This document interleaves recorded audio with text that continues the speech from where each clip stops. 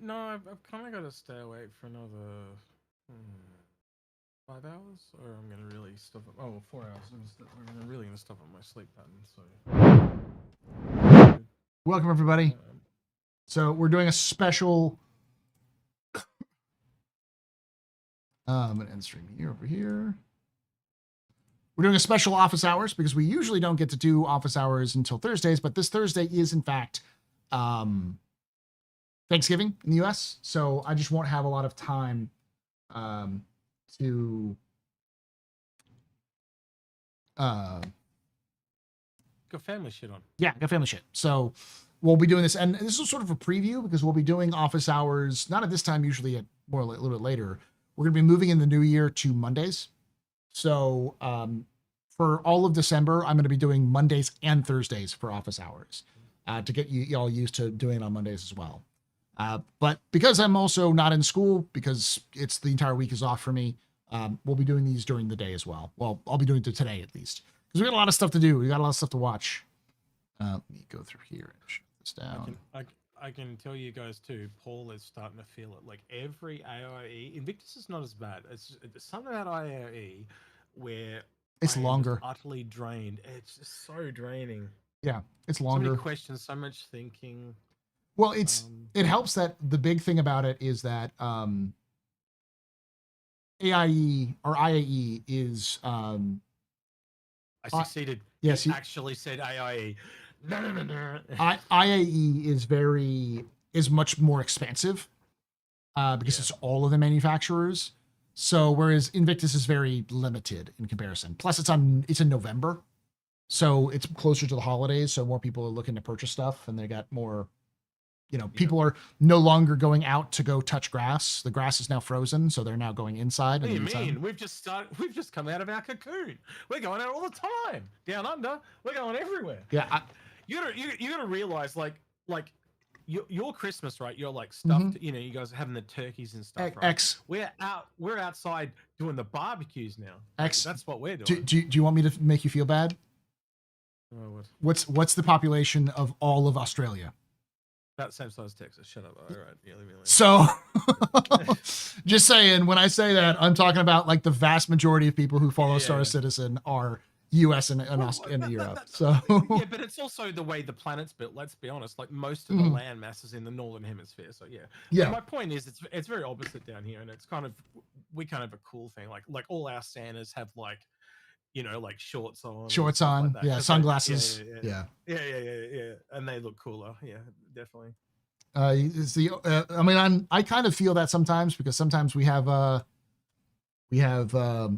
Christmases here in Texas, which I can wear shorts because it's so hot. Usually it's not too bad, but our coldest month of the year for us is February.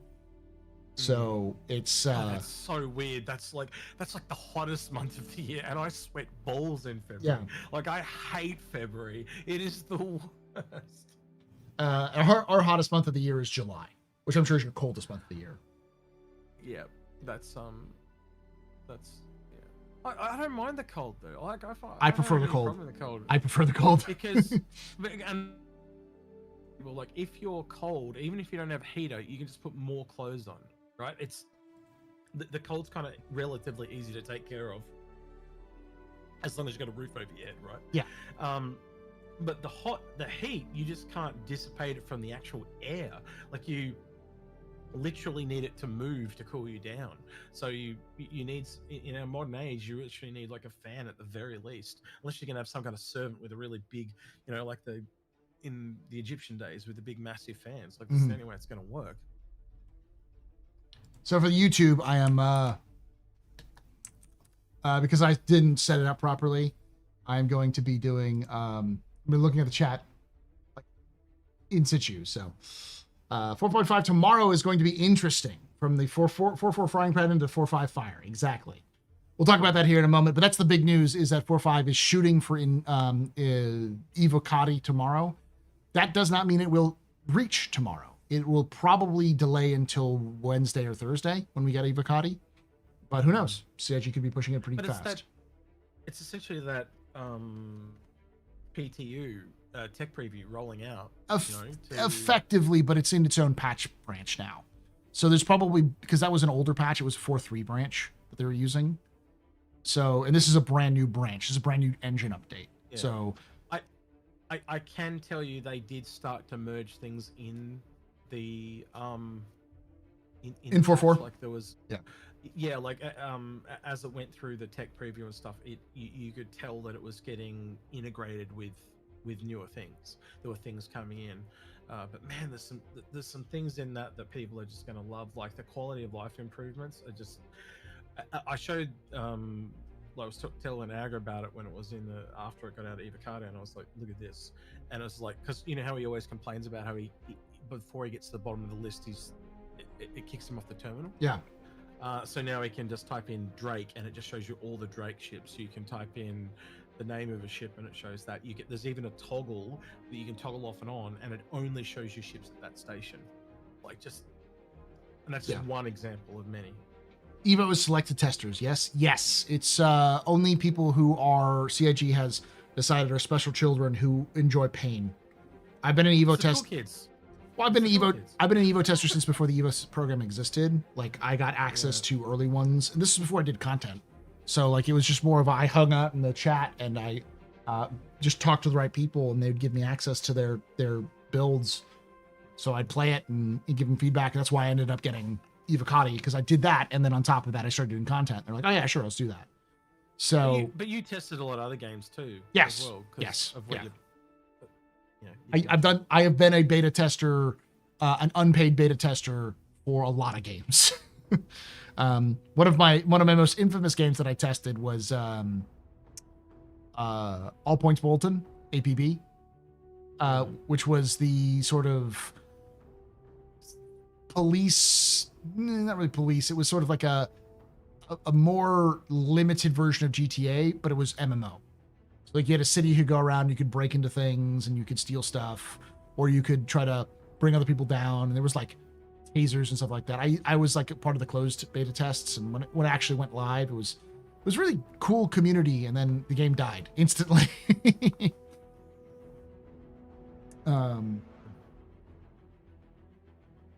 Didn't it snow in Texas? There were plenty of snow. That was that shows you how unprepared we are for snow. It does snow in Texas, but it's very rare to snow in Texas.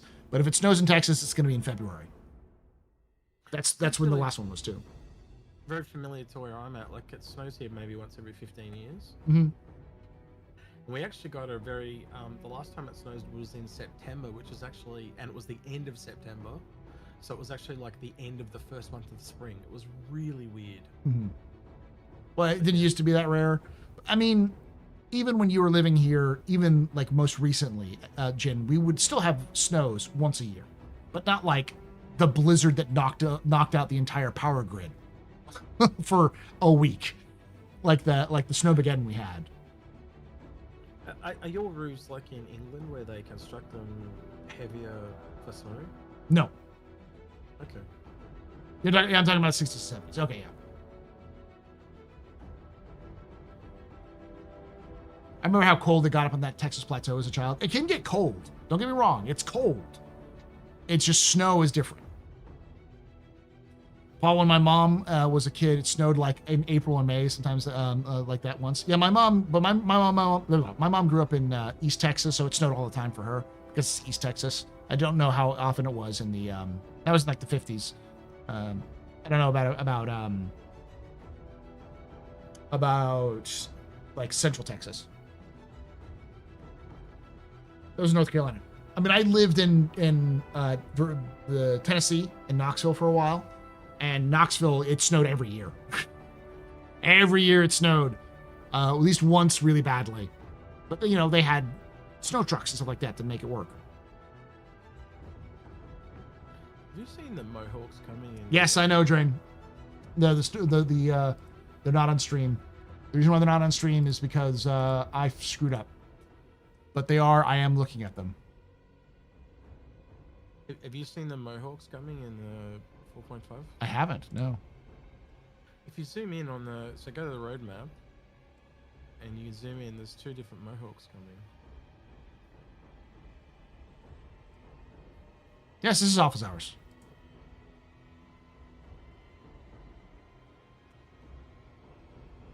Balcony renderer improvements would be a big one.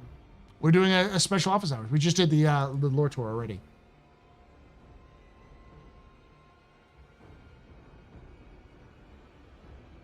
Hi, Paul. Did not have time to watch your video on it, but do you think they'll merge the master branch? They did. Yes. The 4.5 is the tech preview with all the engine updates.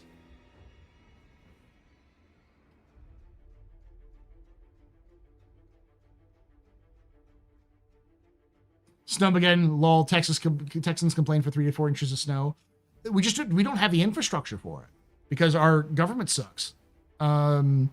We just don't have the infrastructure to deal with heavy snow, and most of our houses aren't really built for snow. Luckily, my house is fairly new, and it's built for heavy insulation, mostly to keep heat out. But because anything that keeps heat out will also keep heat in once you have the heat in. So, and I also have I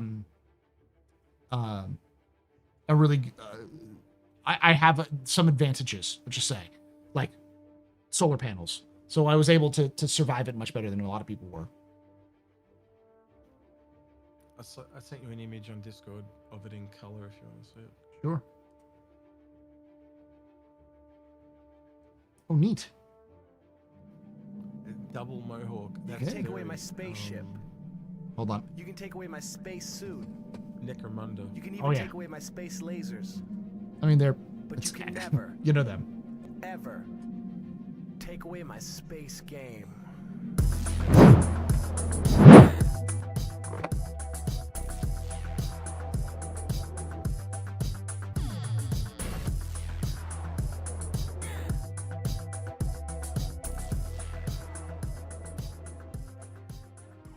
JoyPop_ just resubscribed for 41 months.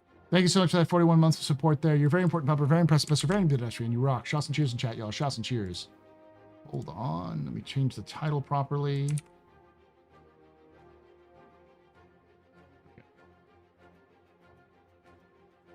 There we go.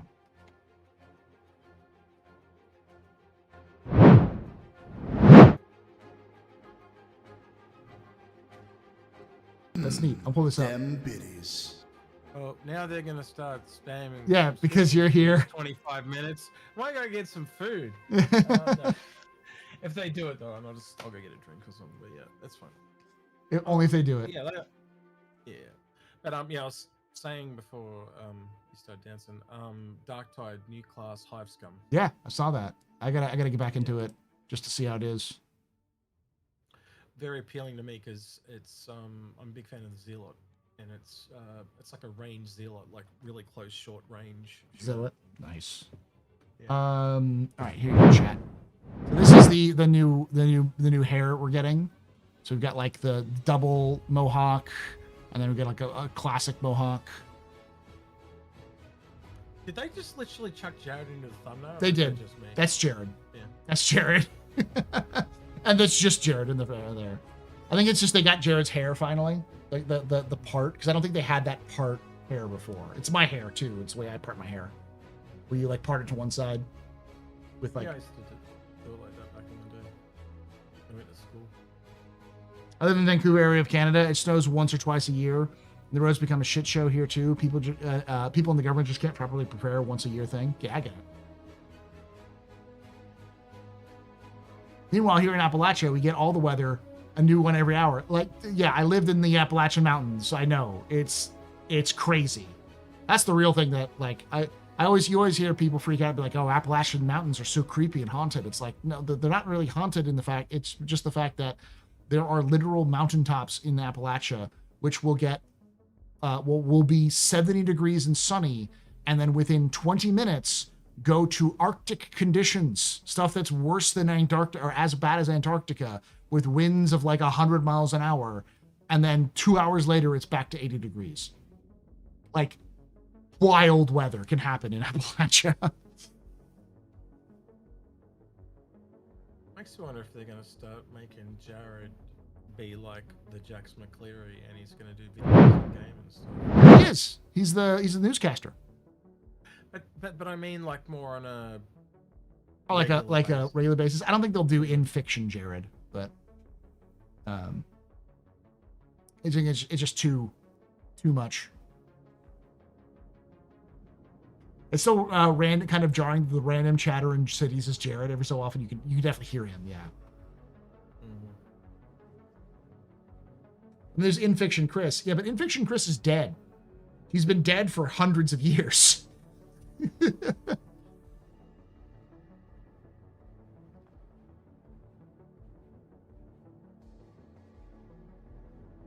wonder if Chris has actually had his face scanned.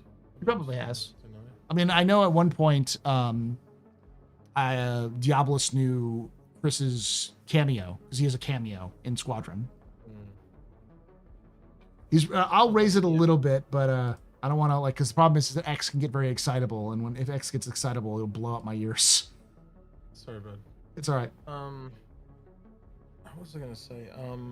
Will Weisbaum, I'm pretty sure he's one of the guys on the Yeah, he's on the lore team. Admiral Bishop ship. I think I'm he pretty might sure be. he's in a cameo as well. Yeah, it looks dead ringer of him. Kind of makes sense if you were gonna like have people that like have. Star Citizen and CR's self-insert fan fiction changed my mind. I mean, yeah.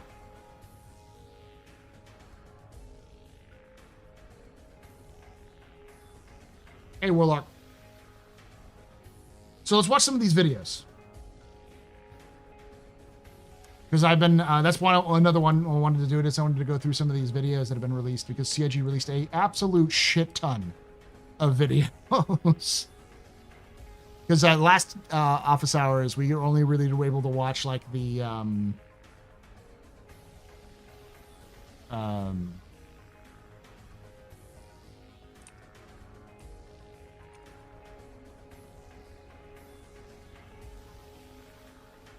patch trailer and then the Perseus stuff. And since then, they've had the Clipper, the Salvation. I think we watched the Salvation. Yeah, we watched the Salvation as well.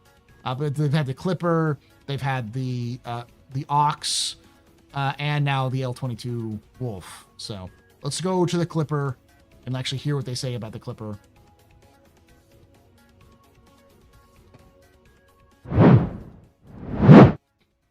Catch up on all of the news. Because again, I won't be here on Thursday. I will be here I'll just be for a quick lore tour, but not for after that. Gameplay loops in Star Citizen. There's a lot of gameplay loops in Star Citizen. There's mining, salvage, cargo, piracy, and a whole host of combat roles ranging from large capital ships which require a huge crew down to the single-player fighters, with more coming online over the next year. There's a lot of players that specialize in each of those roles, and there's ships that are dedicated to those roles. But there's also a lot of players that sort of don't want to be put in a box, and they just want to leave themselves open to whatever happens in the verse. We refer to this as the generalist playstyle. We have a few ships that sort of fit into that role, such as the Cutter and the Corsair. We felt there was an ideal space in the middle to introduce a new ship, and that's the Drake Clipper.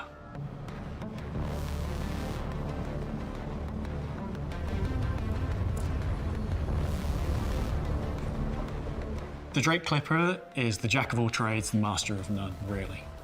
So it's the Jared of spaceships.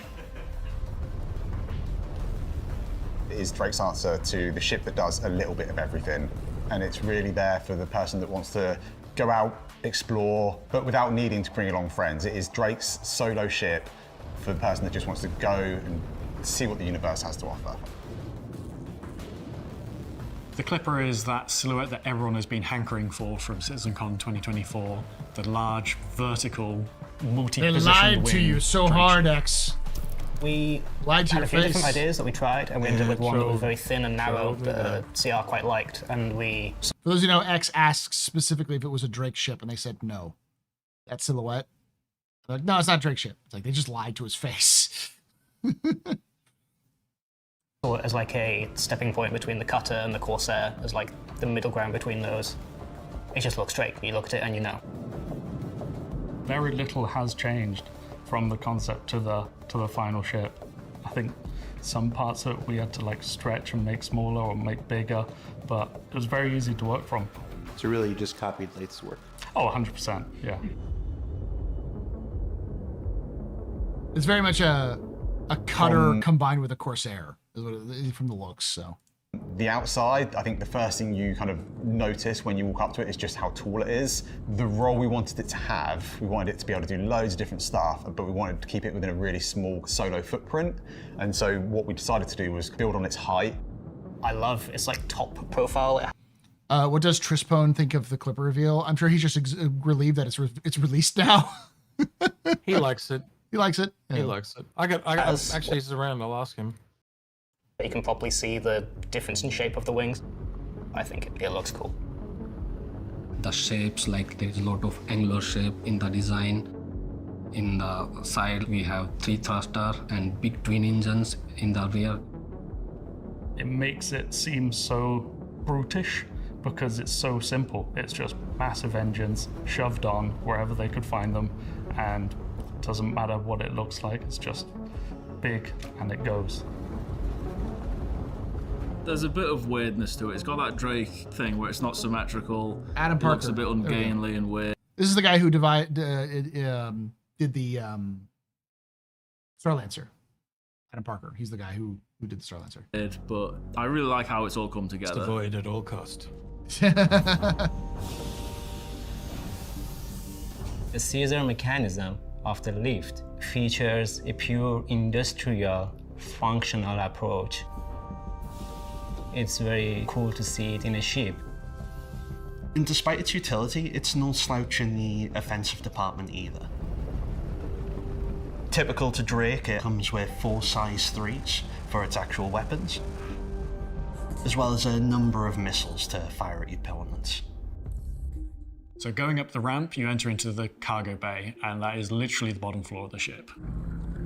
The ramp is go down in the front side, and you can see in the side where ramp it joins are really nice details, fans and some very big hydraulics. And in the cargo, in the ceiling, nice detail there, really nice pipes and a lot of greebles there. It can hold 10 to 12 SCU. The biggest box you can get in here is realistically a 2 SCU box, but it's really ideal for single 1 SCU boxes. Then at the rear of the cargo room is the ladder up to the mid-deck. At the top of that ladder, you enter into the lower sort. It's a freaking entrance to a Starfield ship. It's almost like 1-to-1 too. Of engineering component room area. I think engineering for me, it makes it feel hot, it makes it feel sweaty, it makes it feel like there's a lot of stuff going on to make it function. And I think we've kind of captured that quite well in engineering. I think there's a lot of subtle movement going on. We've tried to make it kind of as immersive as we can so that when you're in there, I think the lighting complements it, the movement complements it, you know, the audio complements it. It feels like you're in the heart of the machine. The engineering deck is split between 2 floors because of the narrow shape of the ship. The only way to the top deck is a ladder. We couldn't get the components down the ladder. So we've implemented basically a fun little trapdoor in the engineering room that you move the components through with like a tractor beam. There's a big clunky lever that you pull and the trapdoor just swings open, so don't stand on it when you pull the lever. And then going forwards from that, you enter into the medical bay. Yeah, it's a Starfield cockpit. It's Drake's take on what a medical bay should be. If I'm honest, the inspiration from it for me was more of a sort of like a butcher's room. A butcher's room. It has got red wine-colored floor. It looks very heavy duty and like industrial. And a lot of people were a little bit like, do we want a med bay to have a red floor? Because normally, medical bays they're like clean, they're clinical. Really but for me, Drake. What's that? A lot of space, yeah. Yeah, it's like you can tell that they're going to put extra, like do other. It's going to be another room, stuff. yeah. Other variants, yeah. It's like they design it with this. They're like, hey, we can do something else, like an armory or something. You know, this room could be used for something else because it's very big for a room. So, and a lot of people were a little bit like, example, do we want the a med bay? Medical terminal and where the gels go are in 2 different sides of the room. Yeah, which is unusual. So that means that they could probably use them for like science, maybe. It could be a science variant. An explorer I variant? could be. I got no idea at this point. I'd have to sit down and really think about it. I wish they'd bump the lighting a tiny bit. Yeah, the GI is coming in with the next patch, so at least the first version. To have a red floor, because normally, medical bays they're clean, they're clinical. But for me, Drake's take on a medical bay is there's a bit of blood on the floor. Well, I wanted it to feel a little bit like it was somewhere you'd use as the last resort, rather than somewhere that you'd be happy waking up. The Clipper has a tier 3 medical bed in the med bay. This is great for healing minor injuries as well as short distance regeneration. It gives you that little bit of a safety net, truly making it one of the best ships for someone to fly on their own. You then have a room that is dedicated to the crafting machine. Although the feature isn't online yet, you'll be able to make stuff on the fly while actually inside the vessel. And obviously, with the fabricator integrated into the actual ship itself, it isn't a case of choosing whether you want more cargo storage or the fabricator. You get best of both worlds. The habitation room in the Clipper does not care about luxury or comfort. Crack, You'll see the size 1 components on this ship. Mm-hmm. They're all size 1, but it's literally so you can print new ones. Yeah, print with new ones or print parts for them, that kind of thing. Yeah. too much exposed mechanical components. Why, if Pipes. they were size 2s, they wouldn't be able to be printed. Exactly. That's the reason why they're size 1 shields. It's all size 1 stuff. GI and some cheeky sort that they've been tinkering with VR behind the scenes. Wires and no frills in general. And then at the very top front, you have the traditional Drake cockpit, featuring very angular designed cockpit glass and a sort of seat and dashboard setup you'll be familiar with. It feels quite contemporary. There's a lot of push buttons, there's a lot of glowing lights. The screens are kind of slightly curved, so it's got like that kind of nod back to old CRT screens, and we just wanted it to feel quite analog, or as much as we could in a close in the in camera another is spaceship. there on the screens and stuff. They've never done cinematography like this in an ISC video? ISC. Yeah. And there's a really cool shot coming up in a minute where the camera's attached to the wing. In Never the seen Clipper, it's cinematography Yeah. in an ISC. They're really selling this thing. And they're also they're getting better at it. They're like the answer is that the team that's in charge of this is the media team, not the cinematics team, and they're getting as good as the cinematics team with just the tools they have at hand. So gives the pilot a wonderful panoramic view thanks to its large glass cage. I remember when we were doing the concept, it was kind of like an early idea, and we were umming and ahhing about to like where we want the cockpit to be, and then as soon as we saw it up at the front, it just kind of worked. yeah, holy shit, that's really good. It's a Drake ship, it's always a fan favourite. The detail and the interest that we get to do with Drake means that it's always great fun to actually work on it. Very happy with it. It's another great Drake ship that just sort of adds to their lineup, and when you look at it, you can tell it's a Drake ship. Is that a good thing or a bad thing? I'll leave that up to you to decide whether that's a good thing or a bad thing. Yeah, do you know, I'm going to say it, and I think it's my favourite ship this year for IAE. No offence to any of the other ships that we're doing.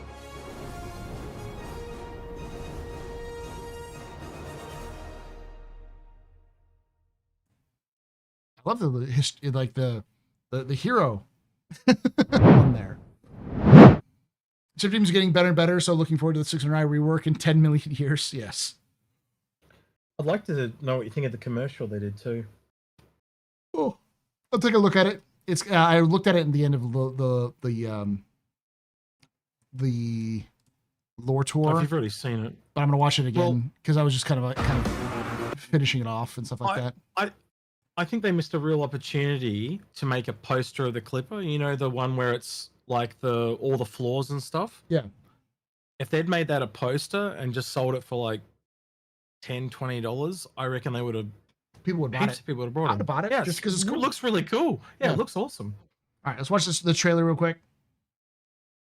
Obviously, there's not a Wolf trailer yet because it's not really a new ship.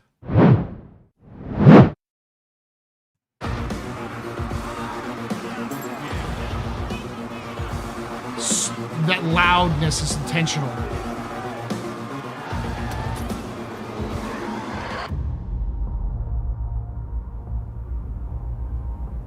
Yeah, the sweatiness.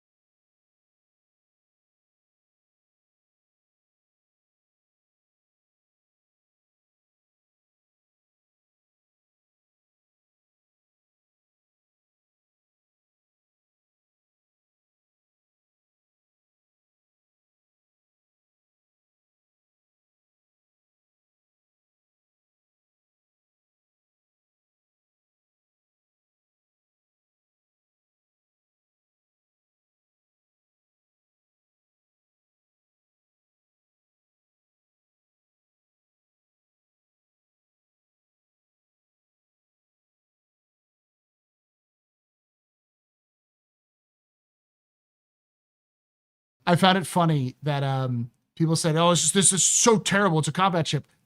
Look what it's hunting, chat.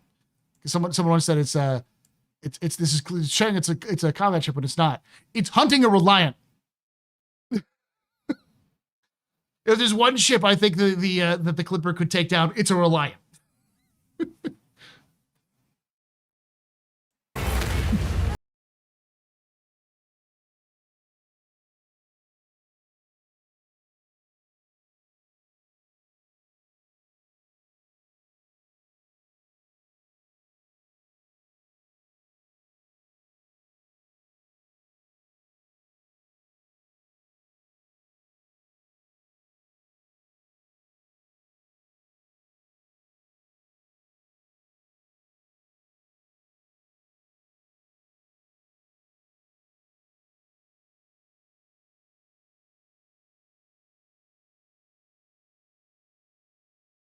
That is the Pyro to Nyx jump point, is what that is.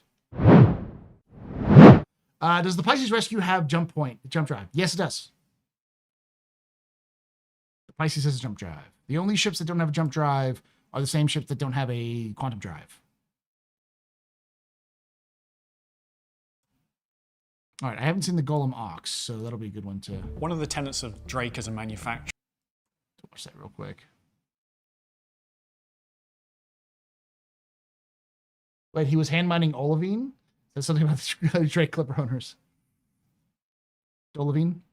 I'm sure the reason why he was hand mining Dolivine was because it was green and it fit well with the environment. There's also the wolf one you and I watched earlier. Yeah, we're gonna watch that again.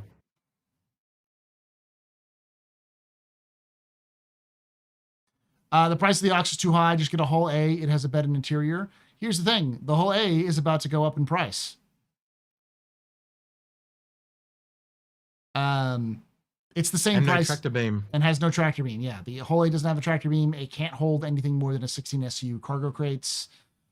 I like the hull A, but they're making it an interesting decision rather than just a straight up, oh, this one's better. And the fact that they're increasing the price of the hull A means that they're trying to add some value to that bed.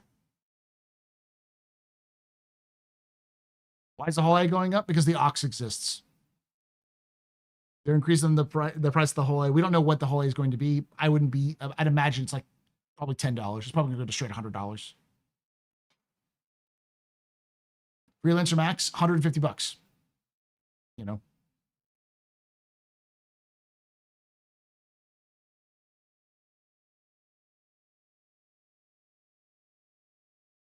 Hull A can also fit into other ships like the Golem can. It's close. You can fit into a lot of stuff.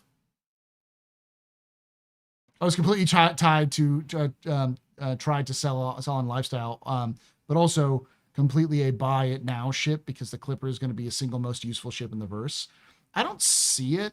The problem with the Clipper is that the Clippers fundamentally it's a good ship, but it's sort of a jack of all trades ship. So as a result, there's always a ship that does stuff better than it. Like even in its own size category, the Cutlass is a better ship than the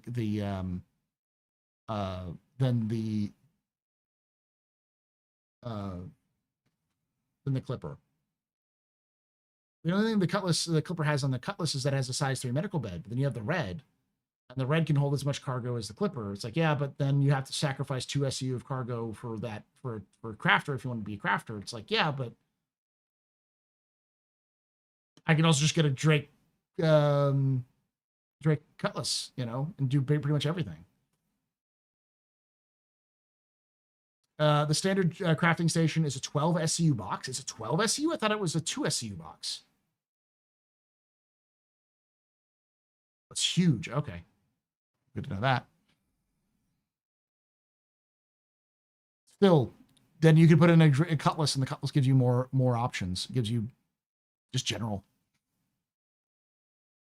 I can't see the justification for increasing the price of the whole A series unless they add a tractor beam. They're not going to. Yeah, I thought the one they showed Citizen Coming Direct was a 2 SCU.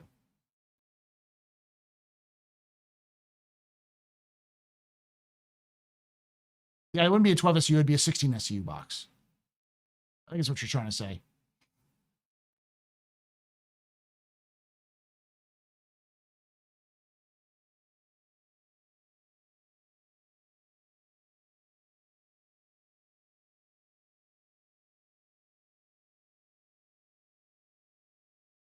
There's no 12 SU box, though. That's the thing. It would be 16 or 8. Or, yeah, 16 or 8 or 2 or 4. How about the workbench? The workbench is going to be turned into a fabricator. It's almost certainly what it's going to be. I guesstimated 3x2x2 surface SCU area. I'll find the timestamp. Okay. It'd be weird that if it's 12 SCU. Because that's not an SCU crate we have.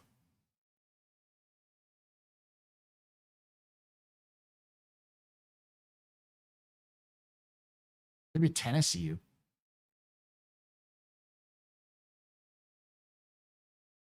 It could be deliberate to draw it out of certain ships, though, if you think about it. That's true.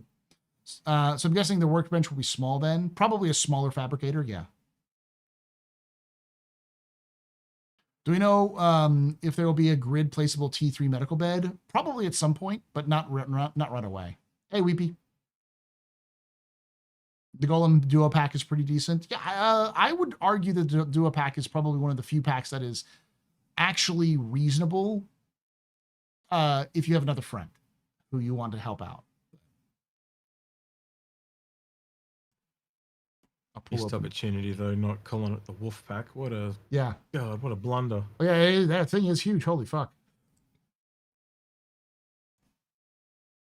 And they hold 1 SU crates, not 2 SU crates, looks like. Bring that up on screen so I can see. Yeah, sure.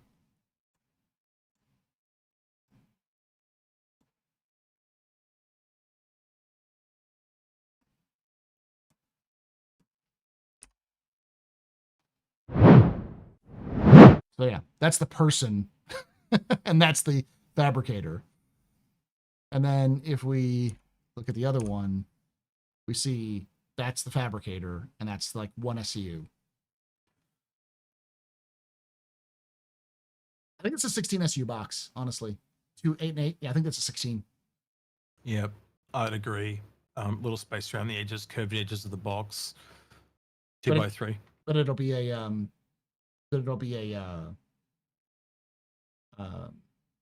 it'll take up 16 SU slot. It's similar to that.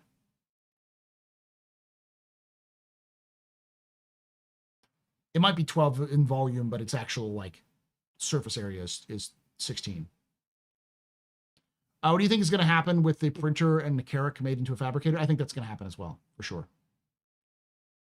That updates it very much. Looks like a fabricator.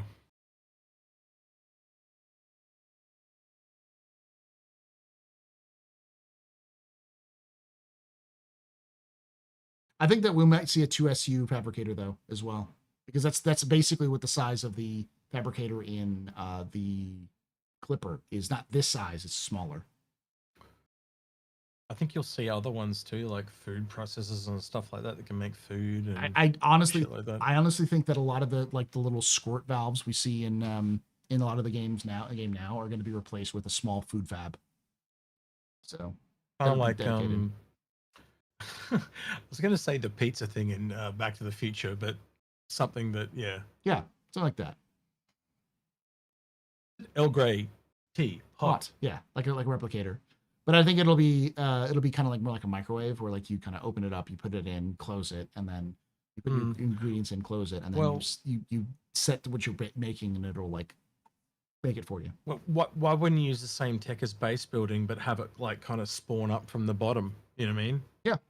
I mean, that's the like idea. Is lasers or whatever. Yeah. What you do is you just close it so you don't see it, and then you just may see some like lightning effects in the background or something like that, but you don't really see what's going on, and it just spawns in. That's the cheapest way to do it. But we have the tech with the transparency layers in this game, so you could literally have it like, what's an example? You could literally see it kind of grow up the edges and stuff like that, and solidify We have the tech in the game to do it, and if they did it once they build it like a shader, they can apply it to every single piece of food in the game. Yeah, easily. 116 SU fabricator and 116 SU med bed and the cutlass. A cutlass would still have 2 SU more than the clipper. I would stick to the cutlass and wait to see in the future. I hope they never do a portable med bed. They're gonna do, I guarantee you this, they're gonna do a portable med bed, a portable refinery, portable. They already do portable crafters. We're gonna see different versions of portable crafters. We'll see portable homes. You know, like something that'll like expand into like a temporary shelter. We already have beds. You know, I think they've removed them from the game, but they'll bring them back. One step more than that, I think you might even see different tech levels. Like you might see a Drake stretcher, but then you might also see like the shepherd drone type thing that goes around someone and carries them back for you. Yeah.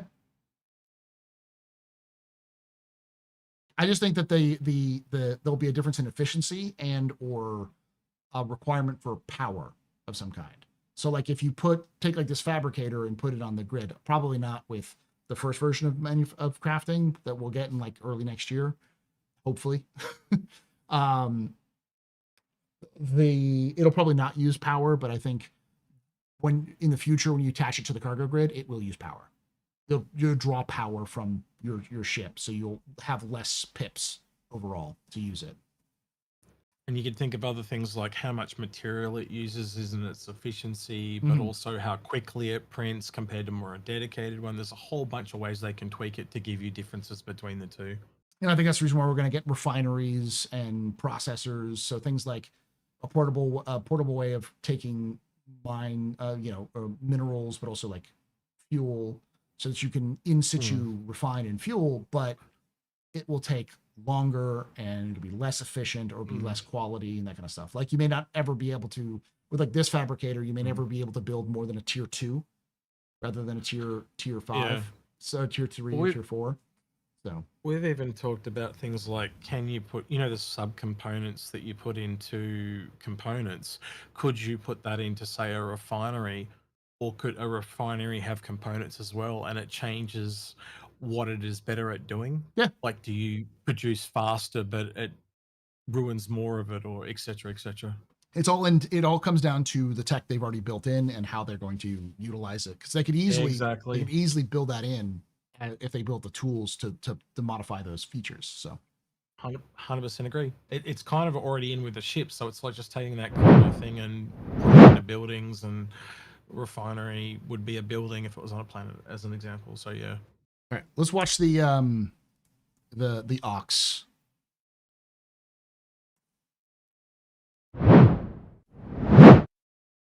One of the tenets of Drake as a manufacturer is from time to time they look at their existing catalogue of ships and go, can we make something with this that serves a different purpose? Whilst other manufacturers would dedicate the time and resources into making a whole new, shiny, latest, greatest ship, Drake is all about maximising value and extracting every single possible ounce of use out of their existing ships.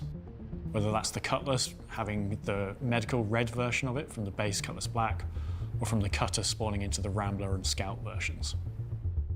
Earlier this year, Drake introduced the Golem, their starter mining ship, and now they've upgraded it into the Golem Ox, a dedicated cargo hauler.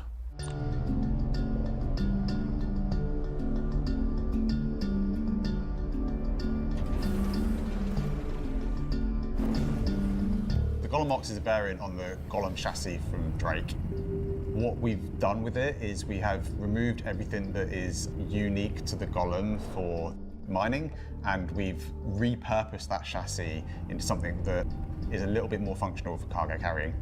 It's the smallest ship that can carry a 32 SCU container, and it can also carry 2 of them at the same time. It can fit up to 32 SCU containers, but it's not exclusively 32 SCU containers. You could fit 64 individual ones, or any combination between 1 SCU and 32 SCUs. That's pretty cool. The Golem Ox maintains the majority of the original Drake Golem chassis, with a dedicated cab at the front just for the player to sit in and fly. And then they've widened the rear superstructure to support carrying Drake stealing both Misk and Argo's Thunder. That is just sort of the definition of Drake. Drake are world-class haters. Not even world-class, they're world-class trolls. They love to do things that piss off their competition. And while there's not a lot of information about their rivalry with Argo, they have a bitter rivalry with Misk. They actively, Drake actively does everything it can to fuck over Misk and to make Misk look bad, to make themselves look better. That's like the whole creation of the Vulture is just Drake taking the piss out of Misk. Being like, oh, you lost your ship. Well, why don't we do you need some help? We'll help you, buddy. Here you go. You get your little stuff back now, buddy. Look at that. Don't worry. We all lose our ships sometimes, guy. It's all right. Fucking sued Drake for that shit. They should have done an orange skin and called it like the ogre or something like that for this. If I make X any louder, he's going to overwhelm me. Oh, sorry. No, it's all right. If we're like, I can't hear X. It's like, I'll boost him a little bit more. Because you're already at 100%. There we go. I'm gonna turn myself down on this sound. Nah, it's fine.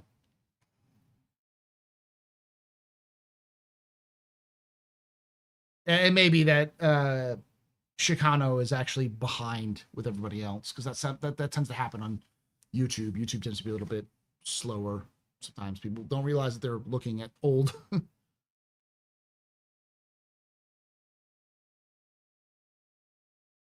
The masses want more X. Yes. I wonder if the cutlasses will have a bigger now that the cryopods are huge and don't fit in the blue, or is it just because they're Van Duel pods? The Van Duel pods are different. You can actually smuggle cargo cryopods, prisoner pods in 4.4 now, and you can actually see the size of them.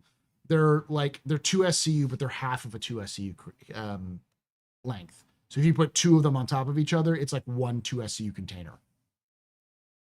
Show the man's face? No, I'm not set up here for that.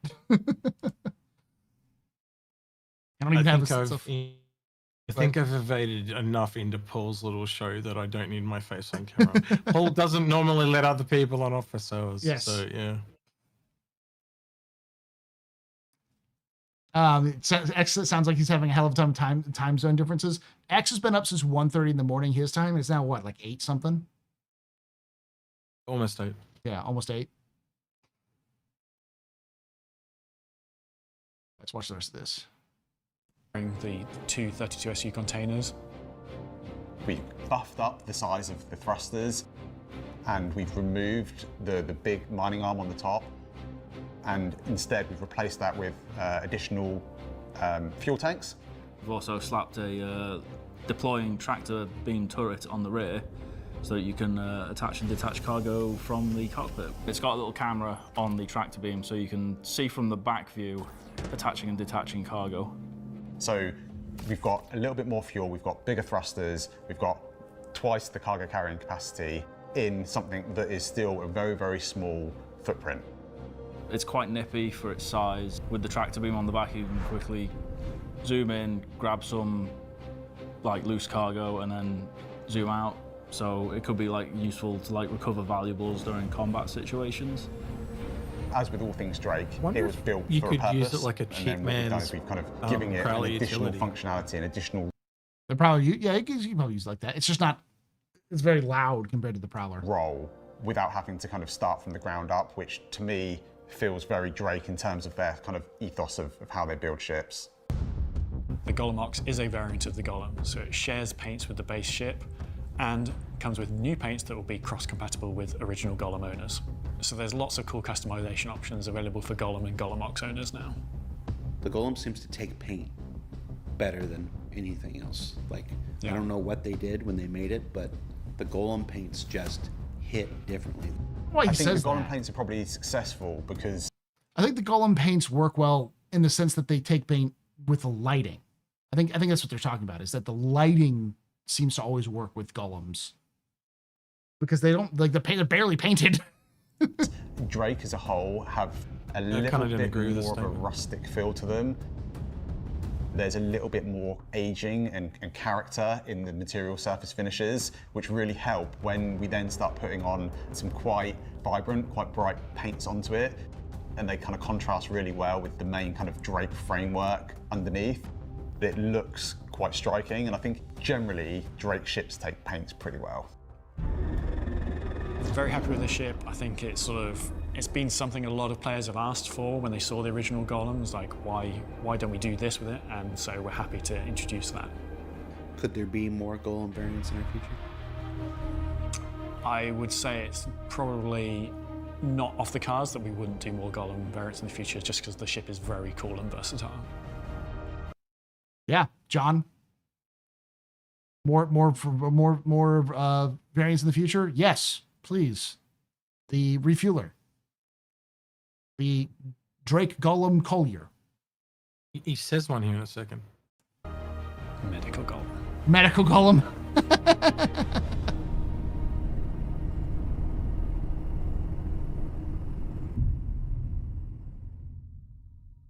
There's some question about pay to win. I don't. There's no real pay to win aspects with the Clipper.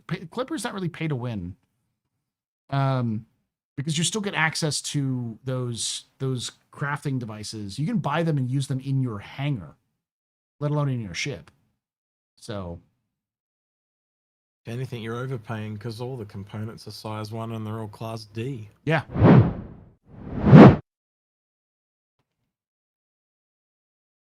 People mover Golem. Just strap people to the exterior. Not all ships have Class D. Some of them are Class C. It's not just that it's Class D. It's that they're Class D and they're like civilian, aren't they? They're not even industrial. They're all civilian D. Like, it's really... I've never seen a ship with such low standard components.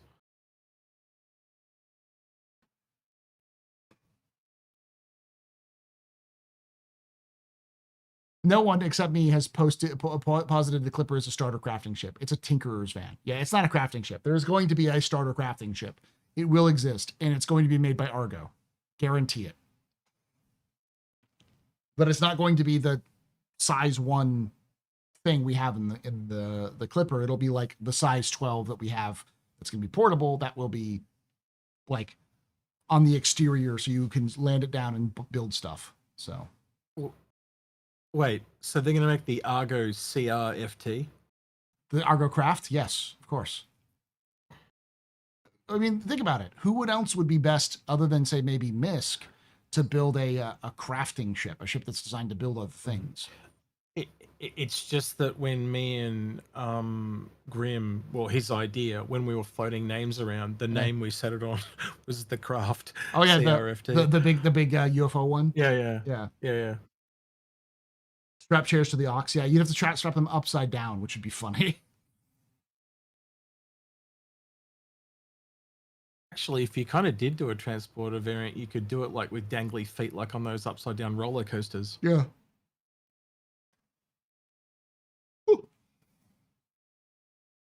Well, don't start yawning. I'm tired, man. I gotta get some more go juice, but I gotta be here for a little bit longer. All right. We got one more video to watch. One more behind the ships, which is the Wolf, which we already saw together. So how long have you known you were going to do another Wolf?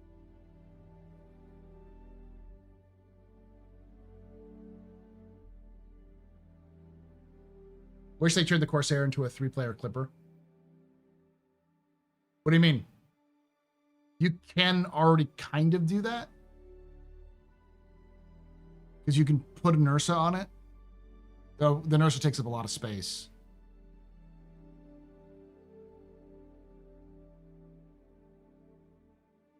Isn't the Corsair a what? He's saying to turn the Corsair into a 3-player Clipper, but the Corsair's a 4-player ship. Yeah, it's a 4-player ship. But so he wants to turn the number of players down? Well, because in theory, you could get the remote turrets controlled by the pilot if they let them to do it. Because like the 2 side turrets are controlled by individual gunners, but the remote turret on the back And of course, the turrets in the front could be locked forward and controlled by the pilot, like the rest of the guns. So, medical pulse win.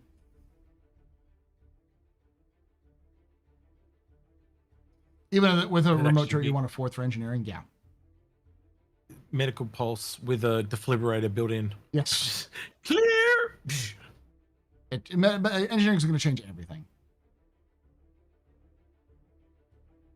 No, medical isn't one of them. I have always said that the golem is perfectly built to be a starter refueler. In my mind, we're going to see a starter refueler from Drake. We're going to see a starter rearming ship from either Anvil or RSI. And then we'll see a starter repair ship from NISC. We need to start thinking about too that the Liberator's gone into production too. So yeah, there's definitely got to be some ships coming down the pipe for them. For Anvil, Consolidated Outland. Yeah. With the Pioneer. I could see the Consolidated Outland also doing the crafting ship because they already have the crafter with the Pioneer. Yeah, well, I'm just kind of talking about the ships in development, really. So yeah, Kraken, I don't think maybe another Drake ship in there, but you know what I mean? Like they've kind of worked about Drake in dribs and drabs. Yeah. Where we've never really, besides the Carrack, they've kind of stopped in the bottom end of Anvil, and it's kind of the same thing for Consolidated Outland. So there's just a lot more ships for them too, especially for Anvil, just in the top end, but Consolidated Outland, it's like across the board. Mm-hmm. There's only 3 ships, so it's kind of like Kruger. Both of them should. Kruger may not have many more ships, but Consolidated Outland should have a lot more than 3, because they have Tiny Alpha, the tiny Mustang, the slightly bigger Nomad, plus like a little hover quad, and then a gigantic capital class Pioneer. There's nothing in between. Is Arastra part of the current RSA push? Let me explain something about how CIG does ships and how the ship team works. They don't do like linear pushes across specific manufacturers. They will have charts for specific manufacturers in case they want to make stuff. So like back in the day, they talked about how they wanted to focus on RSI. That doesn't mean that they're going to sit down and the entire team is doing nothing but RSI ships. It means that they're looking at what they need to do to make RSI. And from my conversations with CIG developers, they've really broken it into 2 different classes.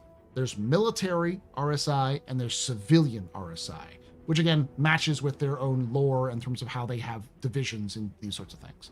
And each of them have different kits, they have different style guides, they have different mantras. And so the Zeus is the civilian guide, civilian basis for all of the ships civilian going forward. So the Galaxy will use some of that, but it'll develop a little bit more, and that will also be going off to the Arastra. Whereas the Polaris and the Perseus are both military designs. So anything that's military designs would be up there. Look at a question for you. I actually think they're going to build a 3rd one. Yeah. I think the Salvation is the start of an industry line. Yeah, I can see that too. Which will lead into and they could do, if you do another small and a medium, you're back to the Arastra and the Orion. There's a whole chain of RSI industrial. RSI is one of the few brands that I could see CIG doing every single thing you can do and every single size. Yep. They are the oldest.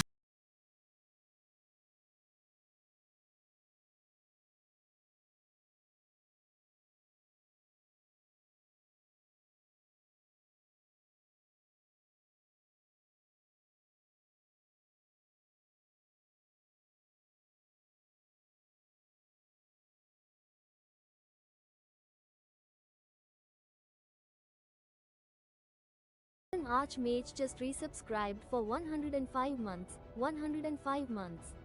Thank you so much for 105 months there, Archmage. You're very important pupper, very impressed, Mr. Very pedestrian. This is for all the drinking night. Shots and cheers in chat, y'all. Shots and cheers. Jesus.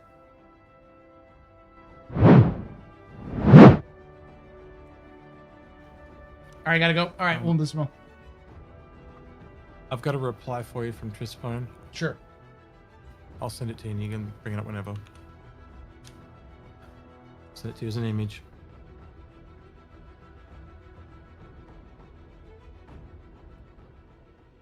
All right, so people want to know what Trispone's thoughts are. He's okay with me talking about this? Yes, he is. I told him what was happening. Okay. This is Trispone's response, because someone wanted to know what Trispone thought about the Clipper. So initial thoughts were it's ugly as hell, but by now I think it's just the front, and it might make it more iconic at the end. We'll see. But what I do know is that I love the interior. The 3 levels, the many different roles, the trapdoor. It's perfect for someone like me who wants to scratch every gameplay loop every now and then without going too deep into each. That's why I'm not too bothered about the size of components. If I wanted to get into a fight, I'll pick something else. And I see a lot of potential for variance and lean more into one specific loop instead of scratching many. And lastly, it's much closer to the silhouette than I initially thought. I'm still comparing them. It barely grew. My angle was just off by a few degrees. Okay.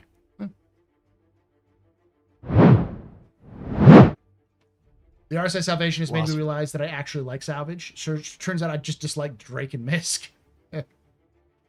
That last part about the silhouette was clear for me, but it's all good.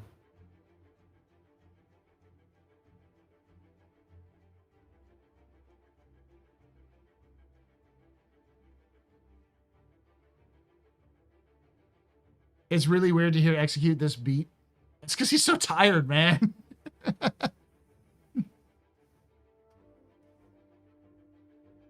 I don't know. Someone asked earlier if they wanted to hear Trispone knowledge, so we reached out to Trispone and he said got a response. So we're just giving the people what they wanted. I think it's because Trispone made a full blown corkboard conspiracy video on the Clipper. I wanted to know what it was. So me, Grim, and him have a private chat, and we've literally been talking for over a year, and most of it has just been the Clipper and that Consolidated Island ship. Yeah, and like there's discussions in there literally on like almost every second day.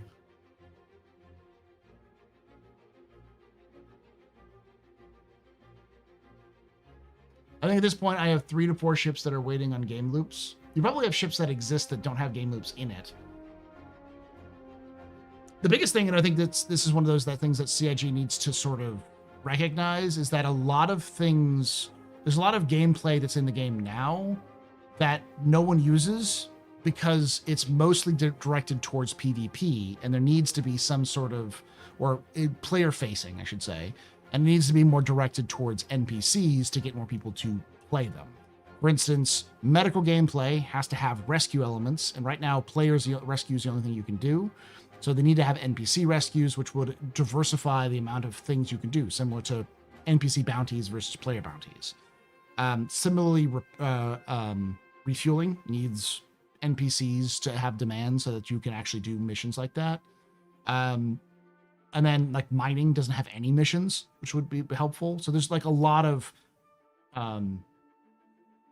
loops that don't have NPC tie-ins, which to a lot of people means that it's not in the game. Like the loop's not in the game. Yeah, it's technically there, but it's not really there for the average person to use.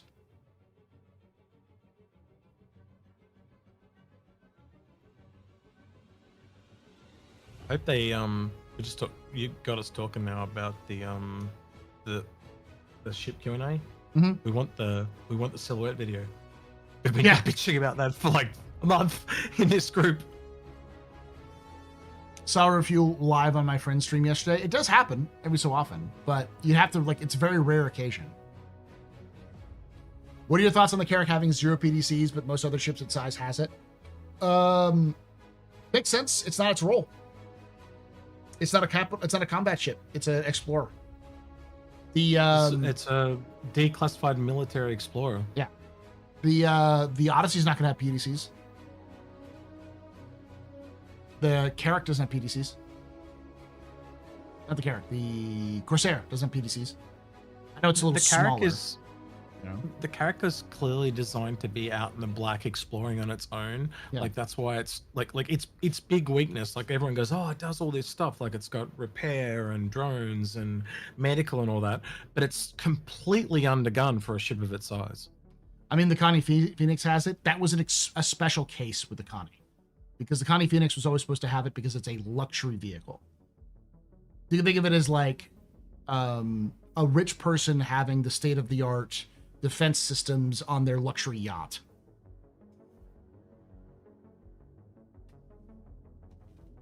And you pay for it on the Phoenix too. It's like Yeah. an extra $125. It's a or heck of a lot something. more expensive. Even in game, it's more expensive. The Reclaimer was weird that it got it. I don't know why the Reclaimer got PDCs. I think it's just because it's poorly designed, so they needed something to defend it. Also has less crew for a ship of its size, realistically speaking. Yeah. Like it's only got, what, 5 people? Yeah, the Reclaimer got PDCs. The 600i did not get PDCs. Basically, there were some cases where CIG said this ship is going to have a PDC, and so they're just following through on the promise rather than it making sense with the design. Yeah, it's clear that they've got bias and really great taste at CIG. All large ships should have them. No, I disagree. Because if everyone has PDCs, then PDCs are useless. Because that just means that, like, I understand the impetus, which is I'm tired of getting my ass kicked by missiles and torpedoes when it's just me solo flying or me with my friends and like a trading ship. I don't want to just get ganked, but that just basically turns missiles and torpedoes into being useless. Yeah, it's a benefit to being a combat ship too to have them. Like it is a unique thing to the combat capitals. They need it because they're going to be in the combat more frequently. It's almost like, how would I put it? You know, they talk about the death of a spaceman. And you can pay the insurance and you're going more frequently to die. Well, they're going to be shot at more frequently with torpedoes, so they need those PDCs. So a hazard of the job. Yeah. What defense is military technology? Yeah. But I mean, I wouldn't be surprised if an eccentric billionaire put a Sea Whiz on his yacht. You know? Because he's paranoid. I guess you could also say Aegis kind of overdid it because the Reclaimer is made by Aegis, but it's the same argument for the Carrack too, so I can see it go both ways. Isn't the PDC ship the new MDC? MDC. The MDC is got a ballistic based PDC on it. Yes. I think it will be convertible. I think you'll be able to turn that into any of the PDCs. Almost certainly. But the thing is the pepper box. The reason why it's a vehicle, not a ship, and the reason why it exists as a way of protecting bases against bombs. So it basically gives you cover for ground gameplay, so you can't get attacked by bombs. Because that was been one of the biggest things is bombing. There's been no counter to bombs, but with this, it can automatically track a bomb coming in and blow it up before it even hits the ground. I want it to shoot wildlife as well, so you can be like the ultimate security guard and just patrol the outer perimeter. You could just park an MDC on your ship, but only certain ships have exterior facing grids, and like you can't have your vehicle active on a whole sea, for instance, while you store it. So even if because like you can't be inside an ATLS when it gets stored onto a grid. So the ships that would be, I think the MTC and MTC is huge. So it's actually bigger than a Cyclone. It's like an Ursa. Yeah. Armored Ursa. So I was going to say it'd be really cool if you could put it on a Caterpillar and we could actually start doing the sideways thing they wanted us to do years ago. Yeah. This is why I keep saying CIG is going to sell us an anti-missile PDC ship. Yeah, they will.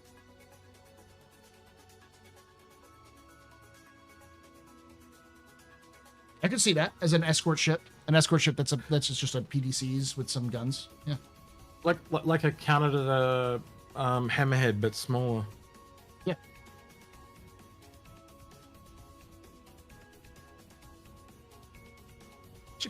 What would you call a smaller Hammerhead?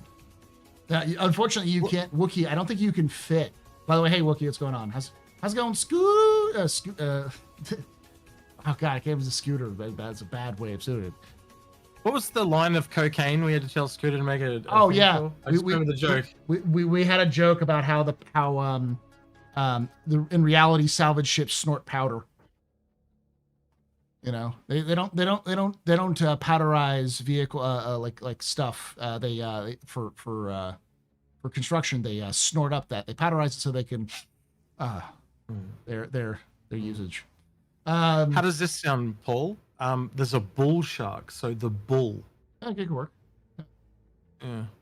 Scooter's in YouTube, so.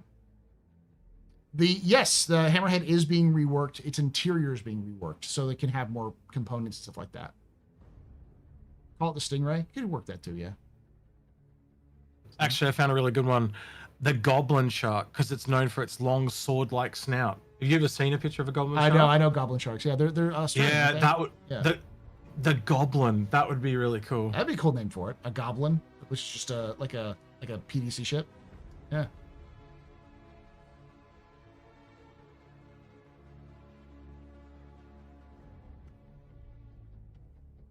I hope for 2 shield for the Hammerhead.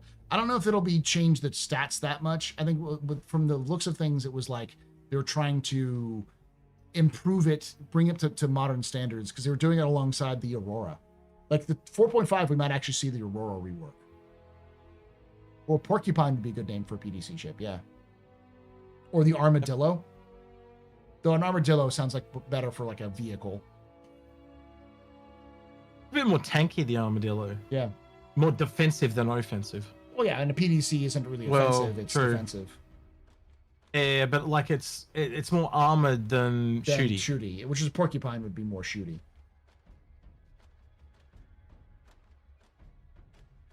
CIG has to make the jobs made for them. We sell the concepts to ourselves.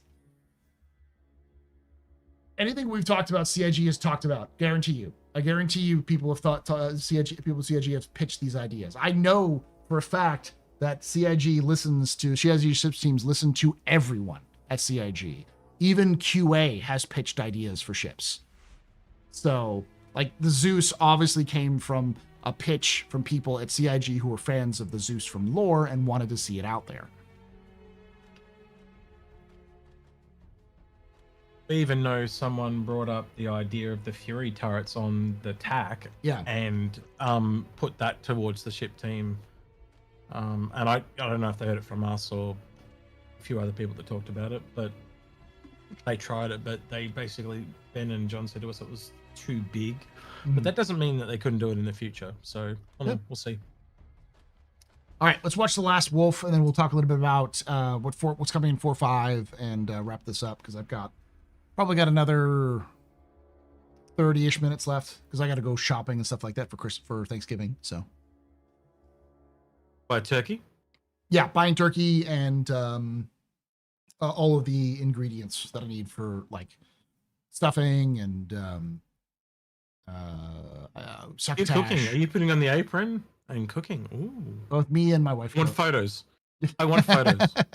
I don't know. I don't like to show you my dirty kitchen when I'm cooking. No.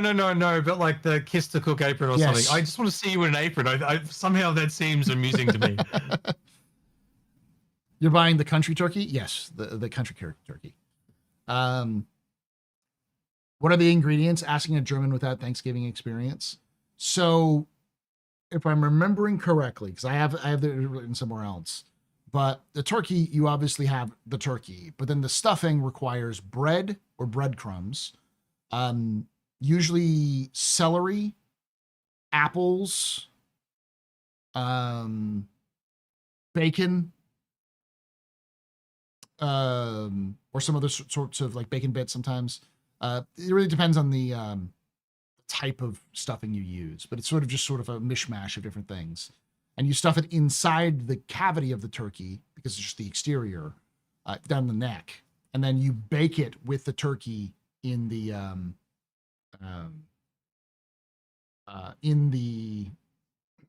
oven with it. And then with us, we take butter, melt it, and then an injector, and we inject the turkeys on the outside, just underneath the skin, with butter to help it keep it moist on the inside of it. And then with succotash, I have to look that up as well because that's what I'm going to do before I leave. It's French fried green beans. It's mayonnaise. It's I'm hungry. yeah, it's French fried onions. It's bacon. I think bacon bits. It's got a little. It's got a little bit of everything. It's a casserole dish, and then of course we also have mashed potatoes, gravy. What else is there for us? Cranberry sauce, which is just basically cranberries and sugar melted together. Yeah, green bean casserole. Quick question: is there a Q&A for the questions for the ship thing, or are they doing it all live? I think it's just live. I don't know. Okay. Yeah, traditionally you also have things like yams. You have sometimes every American house has a different tradition, but almost all of them have turkey. Sometimes if they don't have turkey, you have ham, but typically in America we use turkey. Yeah, then we have squash sometimes, but you almost always have pumpkin pie. And here in the South we have pecan pie. Sometimes people use sweet potato pie. Oh, Dell linked it in the the Twitch chat. So Yeah, Grim just said that there's one. Thank you, Del.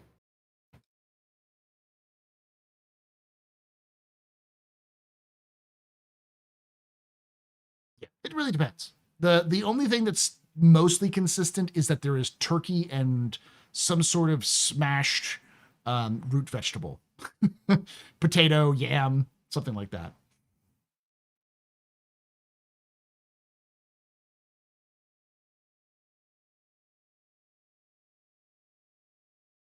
The best way of explaining a turkey or a Thanksgiving to non-North Americans, because I don't think it's not that much different. My Canadian friends, it's probably not that much different in Canada. Just Canada has it in October rather than November. Is that it's basically a bunch of food. You sit down with family and you eat a bunch of food. And in America, we have football games, so we can watch the football game.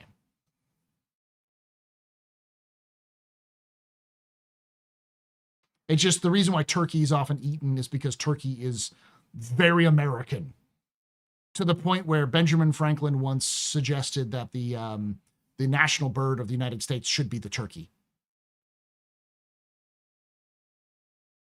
Just a day difference, less football, mostly. Yeah. How do you prepare the sauce? Which sauce? The cranberry sauce?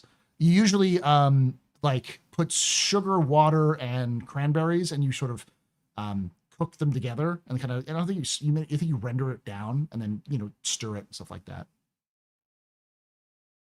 Paul, I have a request if you don't mind. Sure.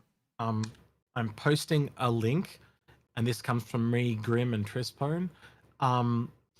This is a simple question that just says, "Can we please get a ship silhouette video?" I'll upvote it. Yes, go there and do that, chat. And you got to get over 50 votes, and it'll go to the top.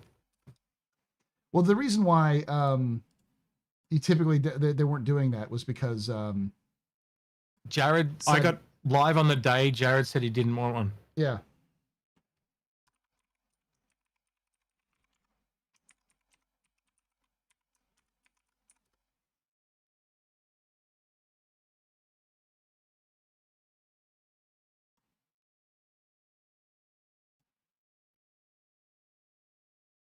I see Tomatoes already posted one.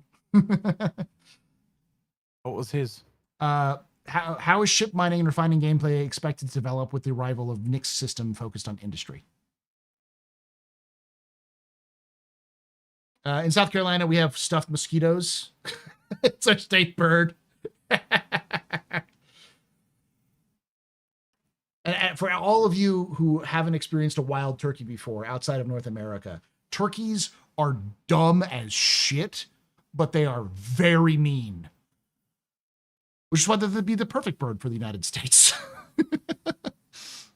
I have seen a turkey break through a pane glass window just because it was mad. I don't know why it was mad, but it just smashed through a window to get mad.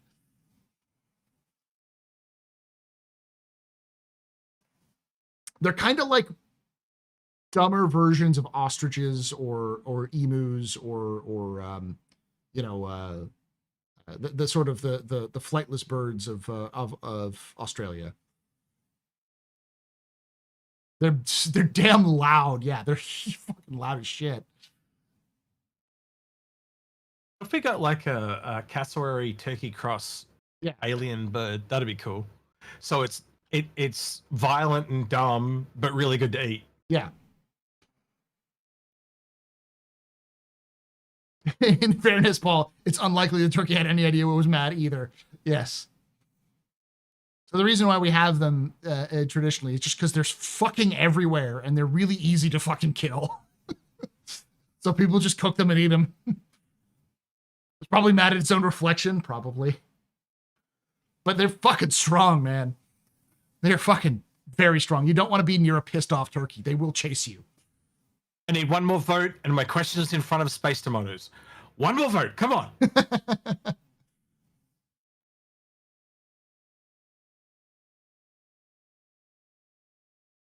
Oh, you're saying in South Carolina, the state bird is the turkey. Yeah.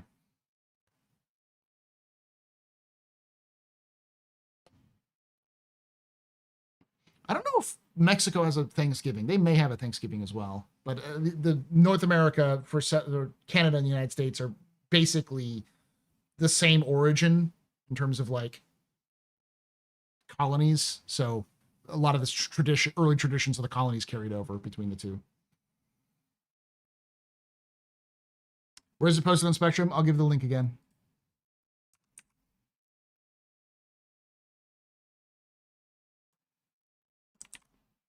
There you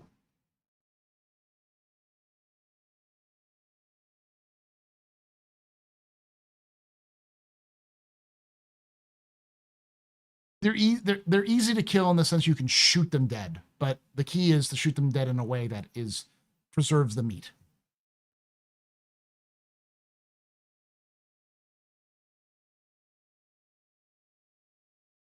All right, let's watch the wolf. So how long have you known you were going to do another wolf?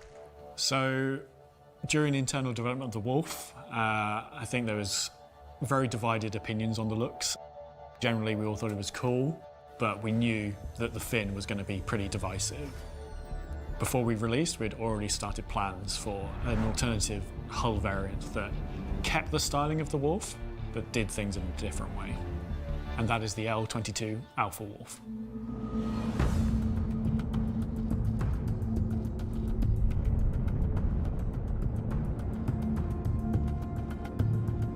The L-22 Alpha Wolf is a single-seat light fighter that has aggressive lines and heavy aero that allow the vehicle to be highly maneuverable and agile. It takes that very retro-futuristic styling, trades out the ballistic weapons for energy weapons, and then does a few other little subtle geometry tweaks. It's very sleek, somewhat aggressive, kind of like a scalpel. Doesn't just get the job done, but also looks good doing it. This ship is for an aggressive pilot that likes to get into the action and get out quickly. So what makes it alpha? It's not automatically better, right? Releasing another variant, we didn't want to just swap the weapons out. We wanted to make some visual differences. The rear wings are completely changed. They've got a very different silhouette now. We have these long sweeping wings on the Wolf, whereas on the Alpha Wolf, there's some vertical side fins. Rather than being on the underside of the ship, they're now on the exterior, on the sides. A direct nod to World War II aircraft with the kind of T-shaped rudders and elevators in the back. They give a little bit more kind of like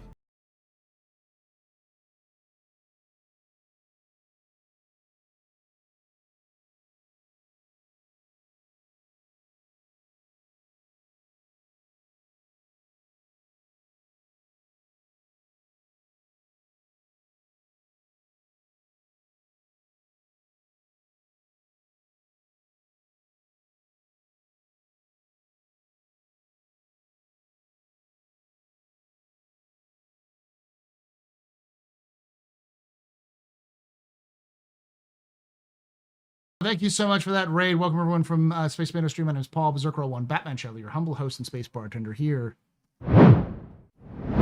at the Astropub, your space bar at the end of the universe. Sit back, relax, enjoy the show. We got a good one for you. How y'all doing? We're just kind of wrapping up our discussions on the latest news, watching some stuff, and I'm hanging out with X here in a little bit. Saw your post on the Q&A. Interesting to talk about that. Tomatoes everywhere. After this, I'm gonna have to go shopping for stuff for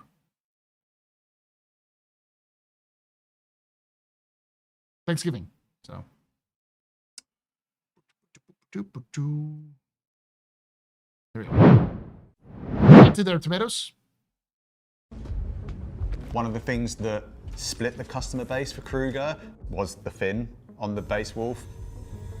So what we've decided to do with the Alpha Wolf is the fin has been drastically reduced and giving a much more kind of streamlined look to it.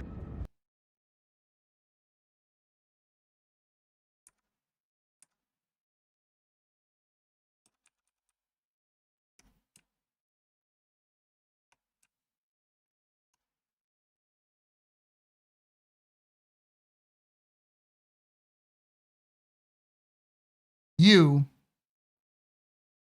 versus the guy she told you not to worry about. Oh, I see why it's alpha. It's overcompensating for shit.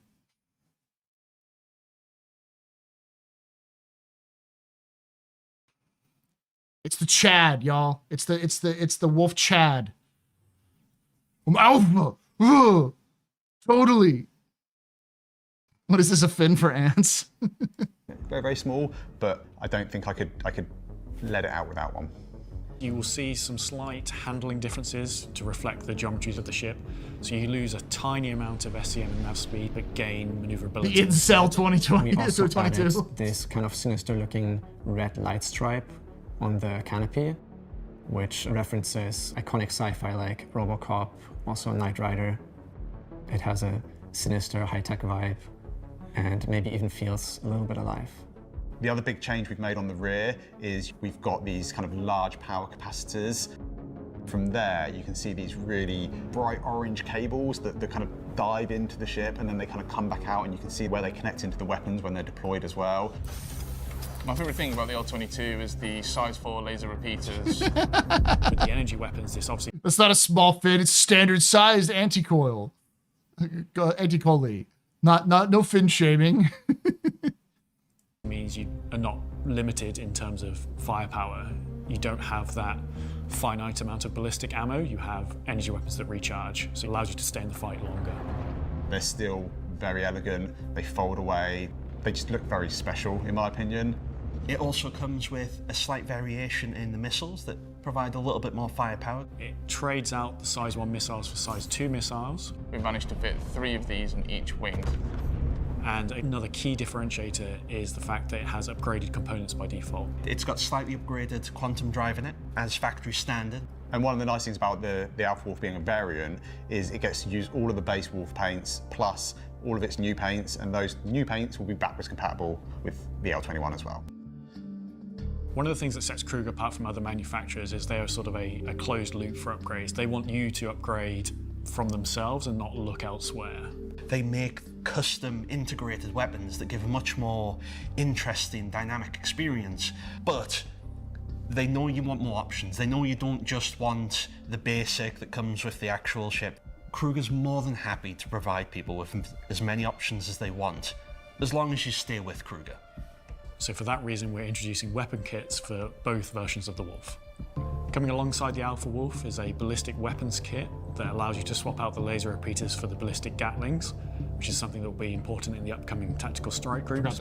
Alternatively, if you love your L21 and its fin, you can get the new laser repeater and put that onto your L21. If you This don't really wanna allows you buy to this pick shit, which visual style. but do not go in game and listen to the guns. You don't want to buy this ship, yeah, because the guns sound fucking amazing. Yeah. They're so good. Wolf you like, and then kit it out how you wish in terms of weapons. That means that every time Kruger releases something new, it's not just new Kruger owners that will get excited, it's our old Kruger owners as well. And I think this is something we'll see going forward with future Kruger ships. So you're going on the record right now. There's more Kruger ships coming. Yes. What you need to... I've been saying for a while, we're going to get I'm surprised they did Alpha Wolf and not a Dire Wolf, but I can see a Dire Wolf or a Shadow Wolf coming in. And I do also think that they're going to go... I've said earlier in the stream that I think a Kruger take on a P-38 Lightning would be good, because one we got was more like a P-61 rather than a P-38 with the Vanguard. The Vanguard had a lot of that its original concept was very P-38. So I'm thinking like make a medium fighter from Kruger that's a P-38 would look really good. I think the Shadow Wolf would probably be a racing variant. I think there's got to be a racing variant coming to this thing. It screams racer. A stealth racing variant. Yeah, see that. Yeah, oh, like the EX or whatever the fuck it is. Yeah, that'd be good. Yeah. They ran out of Hornets to sell, so they got to do it again. Exactly. Now it's important to note that like the weapon pack is $12, which is not awful, but you can always get it in game. If you wait long enough, you'll be able to get these swaps in game.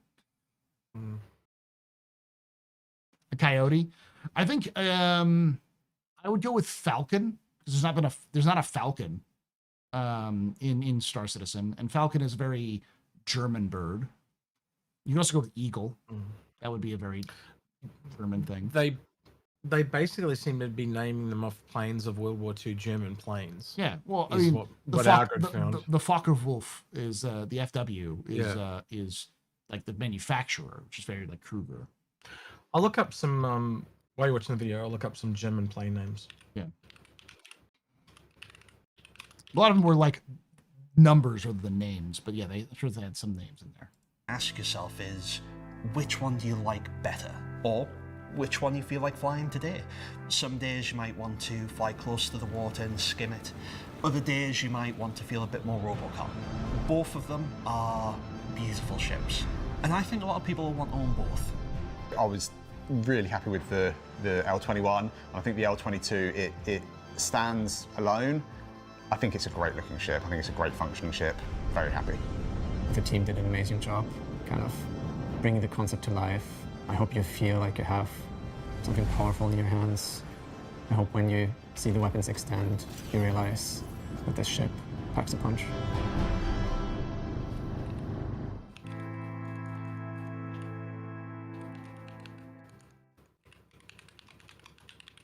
Well, they named him. They named him out of numbers.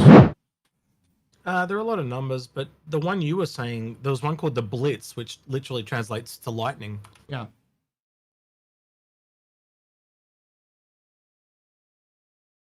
The L21 is what Ben wanted. The L22 is what everyone else wanted. What about the Stuka? The Stuka could work. That's more of a, I mean, even in reference, it's more of a ground attack vehicle. I think the answer is you want to take you could take traditional German animals if they want to use that, because like before they used Merlin and Archimedes, which are sort of like mythical creature people, but it's also the Merlin engine that's a British engine. So here, I'm just going to send you an AI overview. I know not everyone likes AI, but I think this is very interesting to see. The Blitz is what the British called it. Yeah. So this is literally taking the German names of the planes and translating them into English, and it does show animals. One of them is the griffin, as an example, and an owl, bat. Oh, the Sturmgewehr. Yeah, the Sturmvogel, which is the storm bird. Yeah. But we already have Hornet. Yep, and we have Arrow. Yeah. And Comet.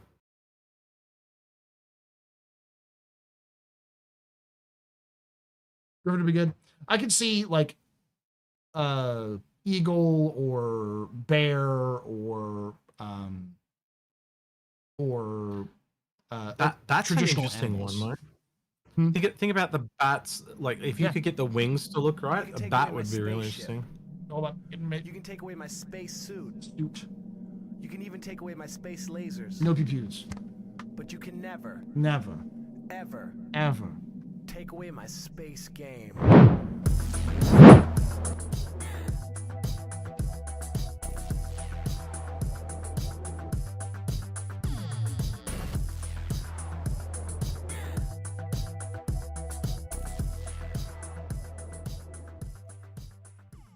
Raffledon_Sendai has subscribed. Thank you so much for becoming a subscription there for Twitch Prime there, Feldron. You're very important, Pepper. Very impressive, very pedestrian. That's your fault. There's your good night. Shots and cheers in chat, y'all. Shots and cheers. Yeah, you don't really want to associate anything with Nazi war things. Yeah, that is true. You kind of want to steer away from Nazi named stuff too. So, so I think you could still do World War II inspired. Because there's plenty of World War II planes from the Allied side which really haven't gotten that had names that haven't really good in there. Like we already have the Mustang, we already have the we don't have the Comet, but that was post World War II. It was still a good one. We didn't really have the Spitfire. We don't have we have the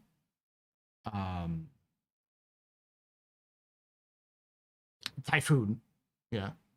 We have or tornadoes or phantoms. Yeah. The Strikers on this list as well. There's actually quite a few. I'd say almost half the ones on that list I sent you, we have. Also, the German Air Force, not the Nazi Air Force. It's important. It's the how to put this way. It's a distinction without a difference from the time I period. literally said German plane names translated in English. I did not set a time period. Yeah. Connotations are important. Yeah. Night crap.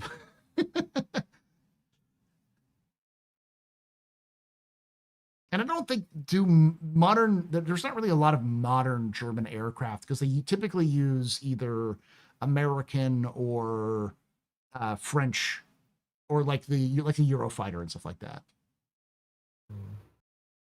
But as I was saying, like you could still use a lot of German inspired naming conventions because obviously Kruger is a German inspired names. You can go with traditional German folklore creatures, you know?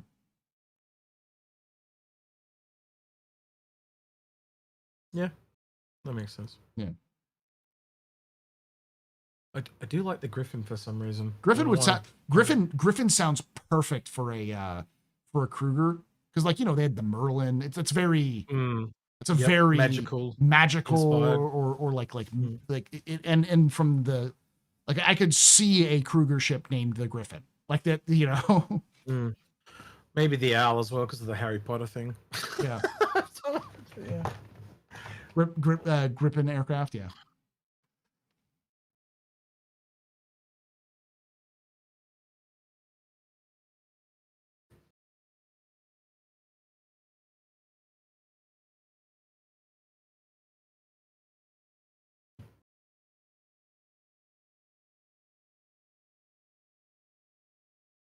Saab makes the Griffin. Saab is a the Griffin, but calling it a Griffin rather than a Griffin would work too. The Kruger Rumpelstiltskin. I could also see like a version of the wolf called the Werewolf, just as a fun nod. But two-seater. Yeah, you see that. Saab is Swedish, not German, but it's still, that's why I say Griffin, not Griffin. But Griffin is sort of just generally European.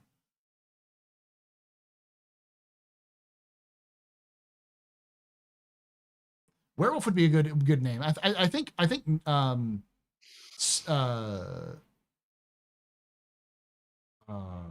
Night Wolf, or what did we say before?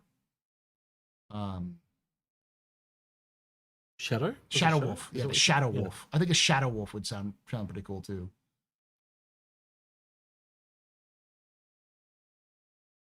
Yeah, but then it's not where as in WHERE, it's WERE wolf, all one word. Seriously? Have you never seen a horror film? Yeah.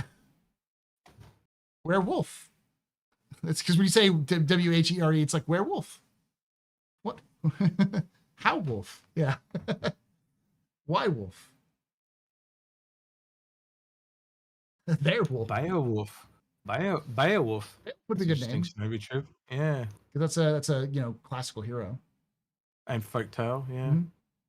Yeah, we talked about the dire. More, a dire wolf was an actual thing, and a dire. We talked about the dire wolf being just sort of an armored, upgunned wolf.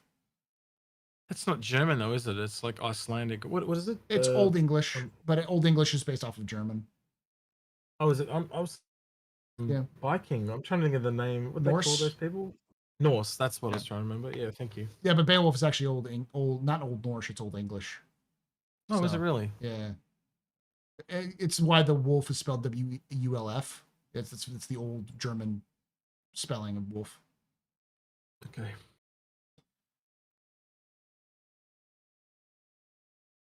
Yeah, the Brits had a jet called the Vampire. Vampire would be cool.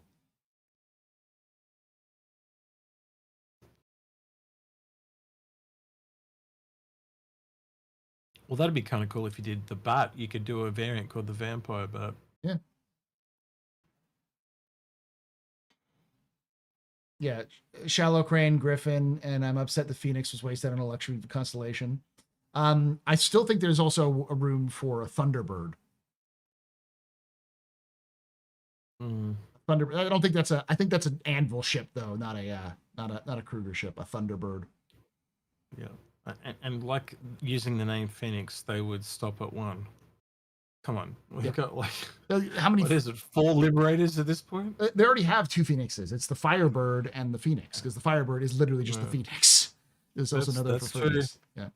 Yeah. My favorite though of those that I found is the spirit skin called the Intrepid. Is my favorite.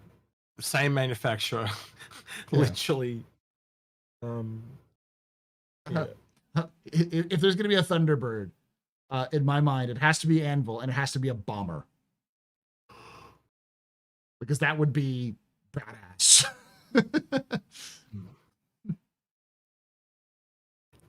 The Anvil. The Anvil. The Drake. No, I said the Anvil because there's a bomber. You drop anvils, it would just become. But I mean, cool, like a cool visual. But then you have a name called the Drake, or the Aegis, because Aegis is just defense. It's like it means like shield. So like the Aegis shield. Yeah. But yeah, Kruger Griffin medium fighter for the P-38 style. I would love that. That would work so well. Doesn't it sound a bit more like a heavy fighter though with Griffin? Like it just got weight to it when I. Griffin sounds more medium to me. It feels like it's because a Griffin's like a lion that with wings sort of thing. So it's not like a heavy elephant, but it's not tiny. It's sort of that medium stuff. So yeah, but it is a flying animal. It sounds bloody huge. Like if you think about it, like we're talking about bats and swallows and other birds. A griffin is massive. Yeah, but in his like it's not a dragon. You know, a dragon is bigger than a griffin and that sort of thing. Hippogriffin too. Yeah. Oh my god. Griffin sounds like a bomber to me. It could. I think it was because the Griffin is similar to that. But yeah. We need the true Griffin's words on the ship. Where is he? Yeah, Griffin Gaming RPG. Yes. I think you would appreciate a Kruger Griffin. Actually, I could almost see Griffin as a smuggling ship, you know? Yeah. Yeah.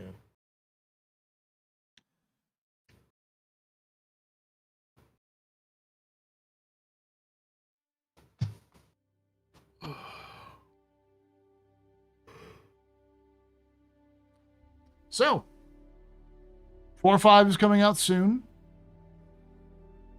I hope y'all are ready for that. Hope y'all ready to be punched in the face with engineering really quickly. I'm looking forward to the overreaction for sure. The Aegis Thunderhead. Ooh, I like that too. Yeah. I think the tip that I would give with engineering is don't full burst out of your hangar off a planet anymore. You're looking at us. The first tip I'll give you. You're looking at us like you have a crush. What? Maybe.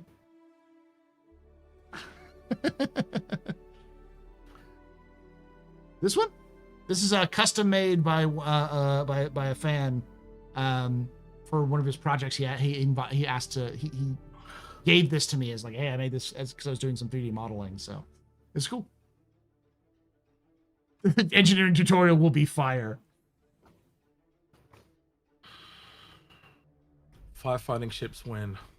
We're talking about Western names to contrast it though. Maybe Mira. I mean, I've been wanting CIG to go with like Chinese, traditional Chinese / Korean / Japanese creatures as well. Like names. You could go hard with that. I think they're afraid that they look too cringy, and I'm like, it's not that cringy. You have an entire manufacturer just based off of Mitsubishi Heavy Industries. Like, come on, just like they name things after their traditional naming structure. Just do that. Like naming ships after the beasts of the Tao, the Tao beasts, like the four. Guardian was too safe if you think about it. Oh yeah, the Miro would have been really good to go that way, lean into that stuff. Absolutely agree with you. Yeah. Guardian's more of a kind of an Aegis name, if I think about it. Like, I'm trying to think of a manufacturer. It would have been more Paladin, maybe Anvil. You can avoid the engineering by just flying one of the 130 ships or so that won't have it. You won't though, because it'll still impact all of those ships. They just don't have, you just don't have the ability to repair them. So it's going to make it worse for ships without engineering. Because if you have a big ship with engineering, like the Connie, you'll just take a shot through through a certain part of the ship and you'll be done, and you can't repair it. You're fucked. I said this when we first got to try engineering, and I don't know if you'd agree with this statement, Paul, but essentially up until this point, we've been flying one side of the coin.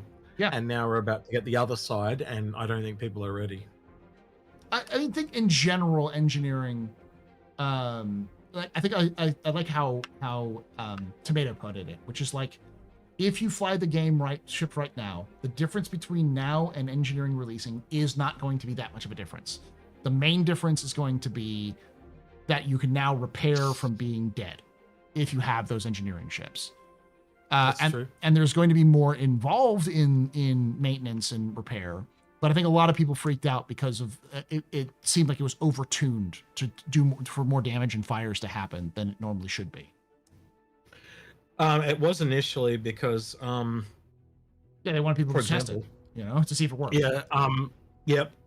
And they only would have one fuse in every freeze slots on ships. Now you go in and they're usually full. Yeah, full or at least two. Like Drake's, I think, has two rather than full. It depends on the size of the ship, because like bigger ships have up to 3.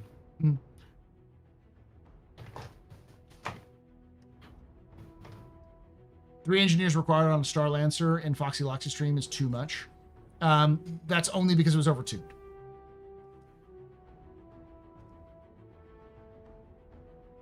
You gotta remember, it's just numbers. Once the system is in, you can change numbers and tweak it any way you want. Yeah, they'll change it around and balance it and stuff like that. Well, so I think you would three engineers isn't required. 3 engineers is optimal required, and for that point, and it's probably not going to be 3 engineers. It's probably going to be like 1 or 2. We've often talked about Drake as an example would break more frequently, so you'd assume that they would be tuned up, where Origin would be tuned down, type of thing. It's simply because CIG has so far to have no sense in moderation of anything. If I ate as many burritos in real life as I eat in 300, to simply not die, I'd be 300 kilograms and also dead. It's a game, so something like that is not at all. As I always like to say, Star Citizen is a game with living coral that pilot crab ships and bird aliens that fly at World War II speeds in space. Star Citizen isn't trying to be super realistic. It never was. It was always going for its own augmented realism. And with food, I would say Star Citizen is actually quite generous when it comes to games of its type that require some sustenance to live. It's much lower tuned than other games. It's not like you have to shove your face every 5 minutes. You can survive for 3 to 4 hours without eating anything, and it only requires a handful of things to bring it right back up to the top, and then you're good for another 3 to 4 hours.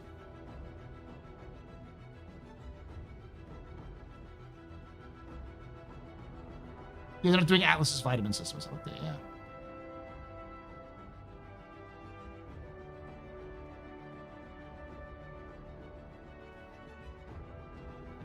You can also have turret gunners that can serve as engineers as when needed. Yeah.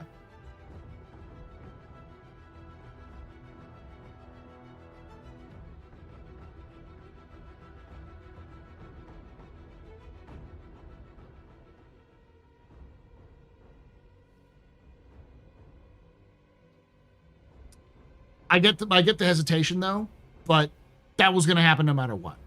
CIG is going to break the game so badly with 4.5, none of you will want to play it for 2 weeks, or at least 2 weeks, if not 2 months. 4.5 is coming no matter what, and it's going to fucking suck.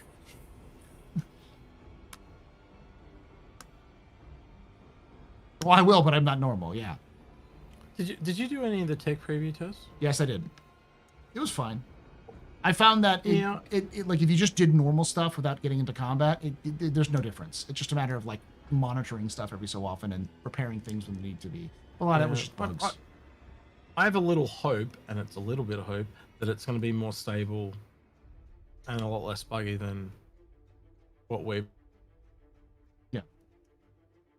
It's 4.5 is going to leave holiday break like years past. Yes. I hope I have a distant hope that they do a preview where they leave it in preview rather than release it, and so it's technically out and it'll still carry over all of your progress from 4.5. Hey, a tip. At Luna, super short at $3.58. Very good and informative stream. Thank you for that there, Luna. Hopefully it was at least entertaining. Question, do you see the changes they made to the Praetorian pack? It looks like they removed a lot of ships that were coming later down the line and swapped the flyable or close to flyable ships. Do you think the Hull E is sooner than we think since it got added?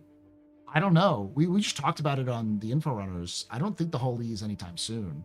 Though, in practicality, the Hull E is not that different from the Hull C, just bigger. But it still seems like there's not a lot of rules for it. Probably expect when they do development of the D&E, they'll probably do those at the same time. Yeah. Oh. You can take away my Hold on. spaceship. Spaceship. You can take away my space suit. Suit. You can even take away my space lasers. But you can never, ever take away my space game.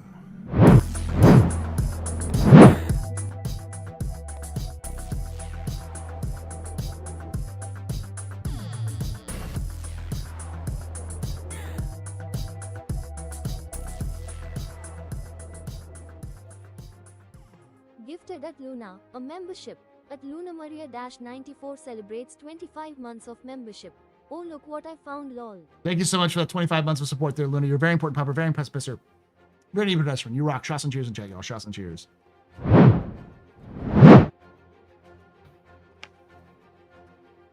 You can only have a Hull E if you load a Hull D by hand with one SCU crates and then unload it again with material you've mined and refined yourself. Hey, Gonzo. It seems all packs are removing concepts. You also got to remember that there isn't a lot of concepts left, and we're not going to have any new concepts being added. So, like, what we have left is what? It's the G12, which is with the MDC. I'm sure most G12 owners are pissed.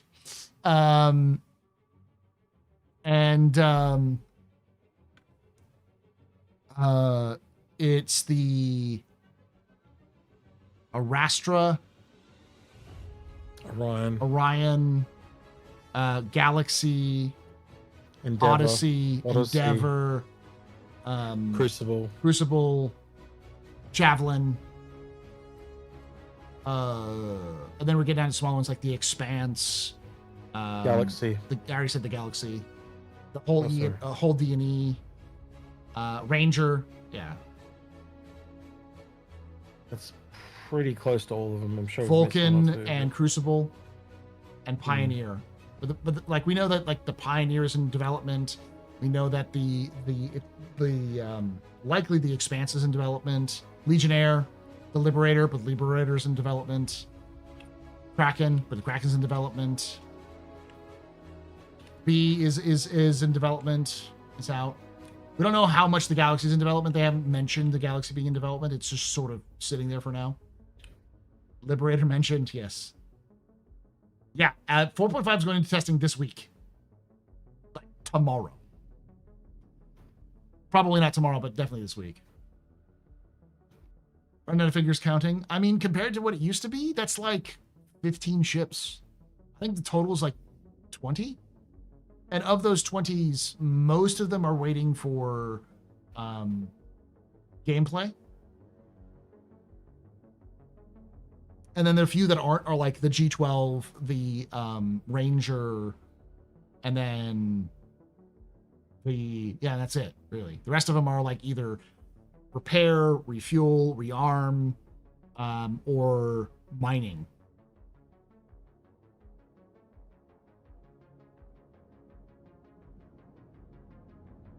We haven't heard about the Pioneer in half a year, though. They probably paused the Pioneer only because it's not coming out. Base building might come out next year. That's a big maybe. And if it comes out next year, then they'll restart the work on it because they've got other base building ships to work on. I'm going to send you an image, but what did we mention the Genesis Starliner? No, we didn't mention just Starliner, but that's a post 1.0 ship as well. Yeah. Let me post you this. This is from 2 years ago on Spectrum, but you can just cut a couple of ships off. The Nautilus, we didn't mention that either. Yeah, the Nautilus. So that's a total of 1, 2, 3, 4, 5, 6, 7, 8, 9, 10, 11, 12, 13, 14, 14, plus a couple of the smaller ones. Yeah, it's less than 20. I'll post this image so we can. Guess what? My thing's got 30 votes now, and it's in the top 10. Woo! So yeah, like this is the Perseus, but the Perseus is already out. This was from a couple years ago. The Liberator's in development. This one we don't know. We don't know that this one's already out. The whole C is out. The Merchantman, the Pioneer's in development. The whole D and E, and then the Orion. And then the Crucible.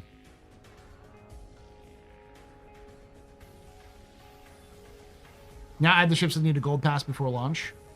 Those aren't going to be nearly as difficult as building a brand new ship from scratch. A lot of it is just geometry work. Because they're already doing some of that with like the Aurora, and they're doing it with the Hammerhead. So we're likely to see, and they did it with the Aurora in like a month. And the Hammerhead's probably going to be done before January. So, because remember, it takes 18 months minimum for every ship from concept to release. 18 months of work. Whereas with a reworking of the interiors and stuff like that, it's probably more like a handful of months. The balance is going to be way worse than most other games because they can't keep up with these bounce rates. There's no balance in Star Citizen. The balance is going to come from... It's going to get even worse because on top of that, you've got different tiers. So all of these ships we're talking about are the first base tier. There's going to be tier 2 and 3 ships, which are better.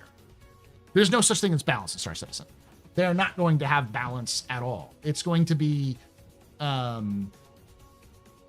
based off of crafting ability. An Ursa-like vehicle doesn't take 18 months. It can take up to 18 months. Because it's a matter of getting the materials or getting the concepts, getting it written down. It probably doesn't take 18 months to take the ship from concept to like completion, but like that white box stage can take some time too. All the small vehicles are used for when they have downtime that they're not working on other things. Yeah. They've literally said that multiple times. So they don't necessarily focus on them. So they can take longer because they're not the focus. And again, you tell me what if you look at it from a functional point of view, the MDC or MDT, whatever the fuck it's called. Yeah. What is more useful, that or another Cyclone clone? Yeah. Base building requires servers being able to handle people and building like locations. But they also put more devs on big ships, from what I understand. The only ones that may be small ones, yeah. But like a rework of the interior of an Aurora is not the same as building an Aurora style ship from scratch. Which is one of the reasons why we saw a lot of like we have the Wolf and the Alpha Wolf, why we have the MTC and the MDC, because they're just the same chassis, slightly modified with geometry. It's a lot faster to do that.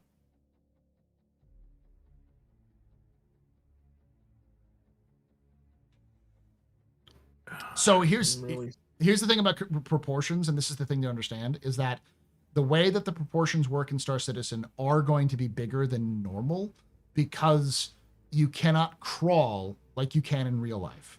Tanks aren't exactly the most spacious places to live in.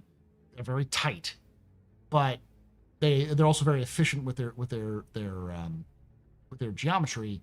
But no game has you actually enter and use a tank the way you normally would. You simply hit E and you just magically teleport into the tank driver or the seats, because the animations and other things required to get to those places would be far too buggy and often clip if you try to get to those places. You do need the ability to walk in every vehicle, especially if it's enclosed. So if you have an enclosed vehicle, you have you have to have the ability to walk, because you're going to have like things like non-suit environments, because your suits will also use resources.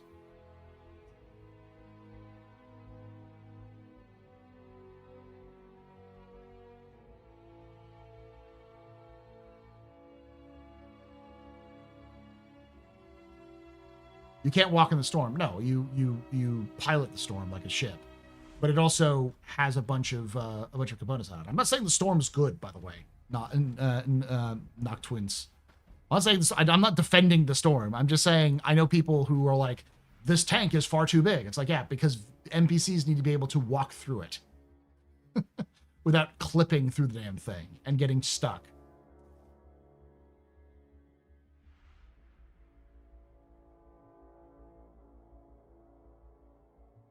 They could go with a level of having it just so you just pop into the driver's seat. That's not the fidelity that Chris Roberts wants.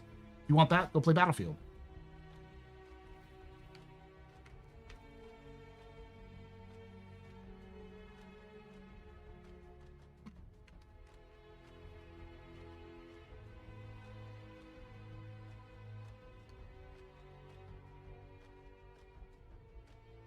Because with like the Star Citizen, with the Nova tank, there's a lot of problems with the Nova tank. The depression sucks in the Nova tank.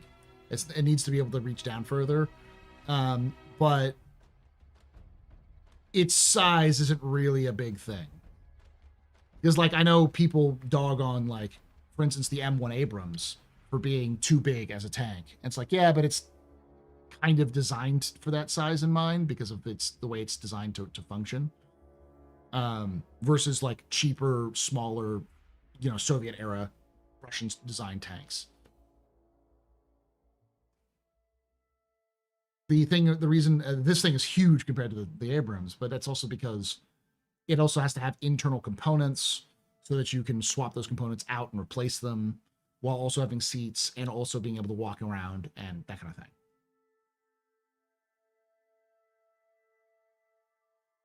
Has anyone said anything about the final silhouette ship released in 2025? There's actually two. There's the ground vehicle, which we never got, which looked like an Atlas chassis that we haven't seen.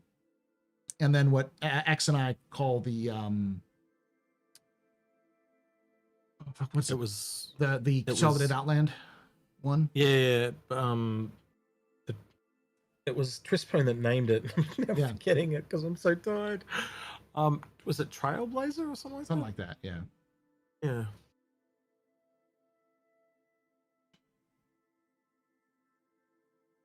Yeah, I think it was the base building atlas that they showed off at least a concept images of when they talked about the base building.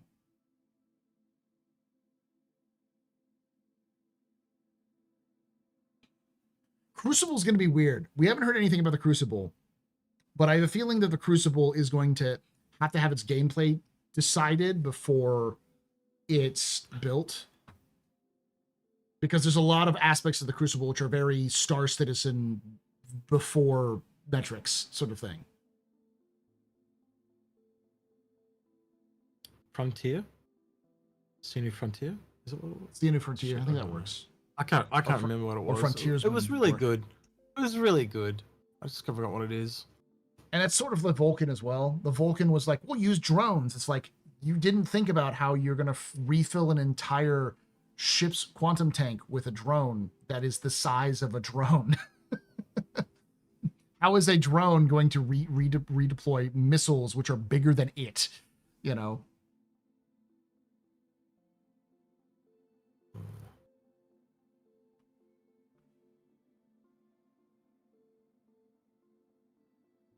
They're going to use rope tech and make hoses, and the drone just carries the hose over? Maybe. 32 unrealized concepts if you include variants, plus the other new unannounced vehicles. Yeah, but those, I don't count anything that's unannounced because they didn't sell them. Anything that was sold is a concept ship. Anything that's unannounced isn't a concept ship. It's just a ship. Yeah. And every time they complete a concept ship, like they're going to be completing the Liberator next at some point. And then we see, like they just released the Perseus, which was a concept. They're not replacing them with new concepts. They've stopped doing concepts. So You think we're going to get a Liberator variant?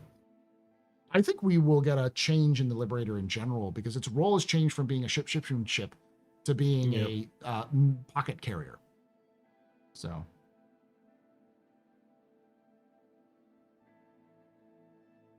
Starlancer build has not been sold though. Yeah, Starlancer build isn't been sold yet either. Even though it's a concept. I wouldn't be surprised if the Starlancer build is in some way, shape, or form in like Gray Box or Lot Zero. Because they've paused a lot of work on base building because base building was pushed back from this year. The Ironclad is going to be released next year for sure.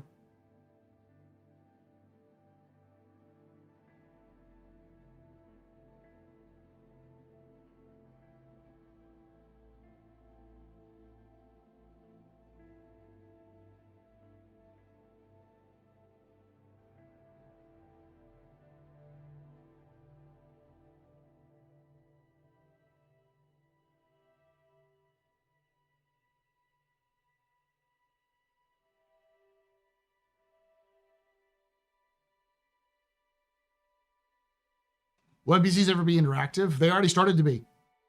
Go talk to you can go to a handful of shop owners and you'll be able to talk with them and they talk with you and that kind of stuff.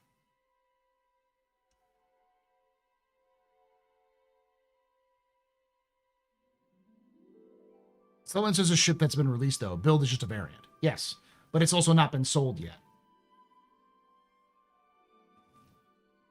How fleshed out do you think base building will be on the first draft? It'll be pretty fleshed out. I think they'll set the baseline of what the base building is going to be like, and then just flesh it out with sizes and like tiers effectively.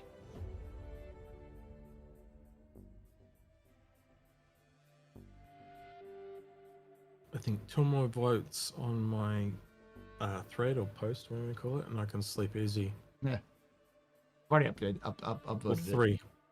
Yeah, go to Execute's link that he was posted in Twitch chat and go upvote it. Trump owners say, see you and say, you'd be a fool not to buy that. Yeah, but sometimes you can actually walk up to them and talk with them and they'll say, you'd be like, hey, how are you doing? What's going on? And they'll be like, hey, not too bad, and that kind of stuff. So like they actually have interaction menus.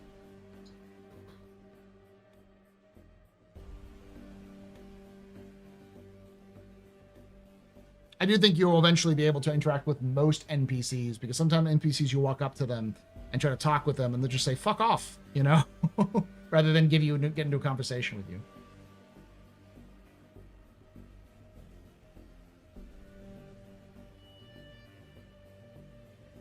Bartenders are buggy, but you can talk with other different things. Yeah, that's just a matter of a lot of the stuff that's like buggy when it comes to NPCs. I feel like are probably just waiting to actually get attention. The biggest problem with a lot of Star Citizen bugs and issues isn't that the bugs themselves are like game breaking or like some sort of underlining impact of like something that's completely broken. More like those bugs are just evidence that CIG is stretched too thin and they don't have enough resources to go around. Like, it doesn't take them as long as it's been since they first floated the idea of naming ships to develop a good functioning naming ship system. They just don't have the resources to put into that because they'd rather put those same people into making every ship have components than making every ship have a name. That's a much more important factor. Half of Star Citizen problems are just server BS. The rest is made worse by server BS. Yeah.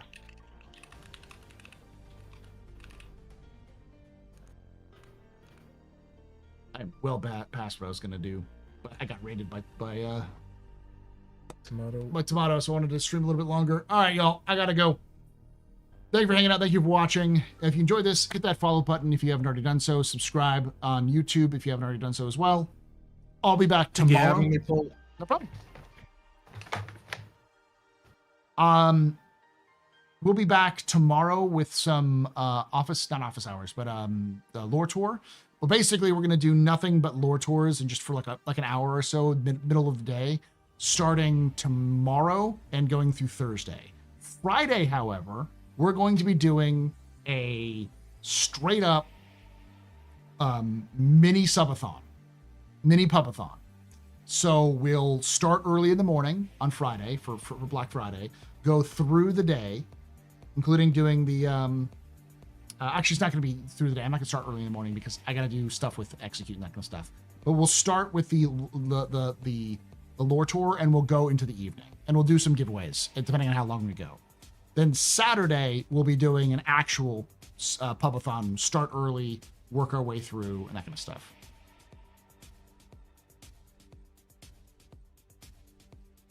So we'll be doing, and we'll be giving away. I still have a shiv to give away because the person who got the shiv never responded to me, so I still have a shiv to give away. I still have a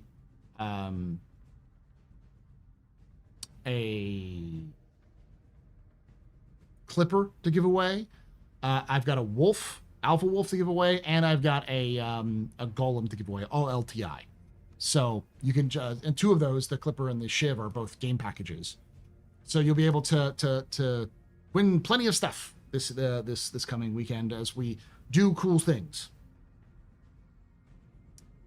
So thank you again for watching. Thank you for hanging out. And like I say every time, hope to see you someday in the black.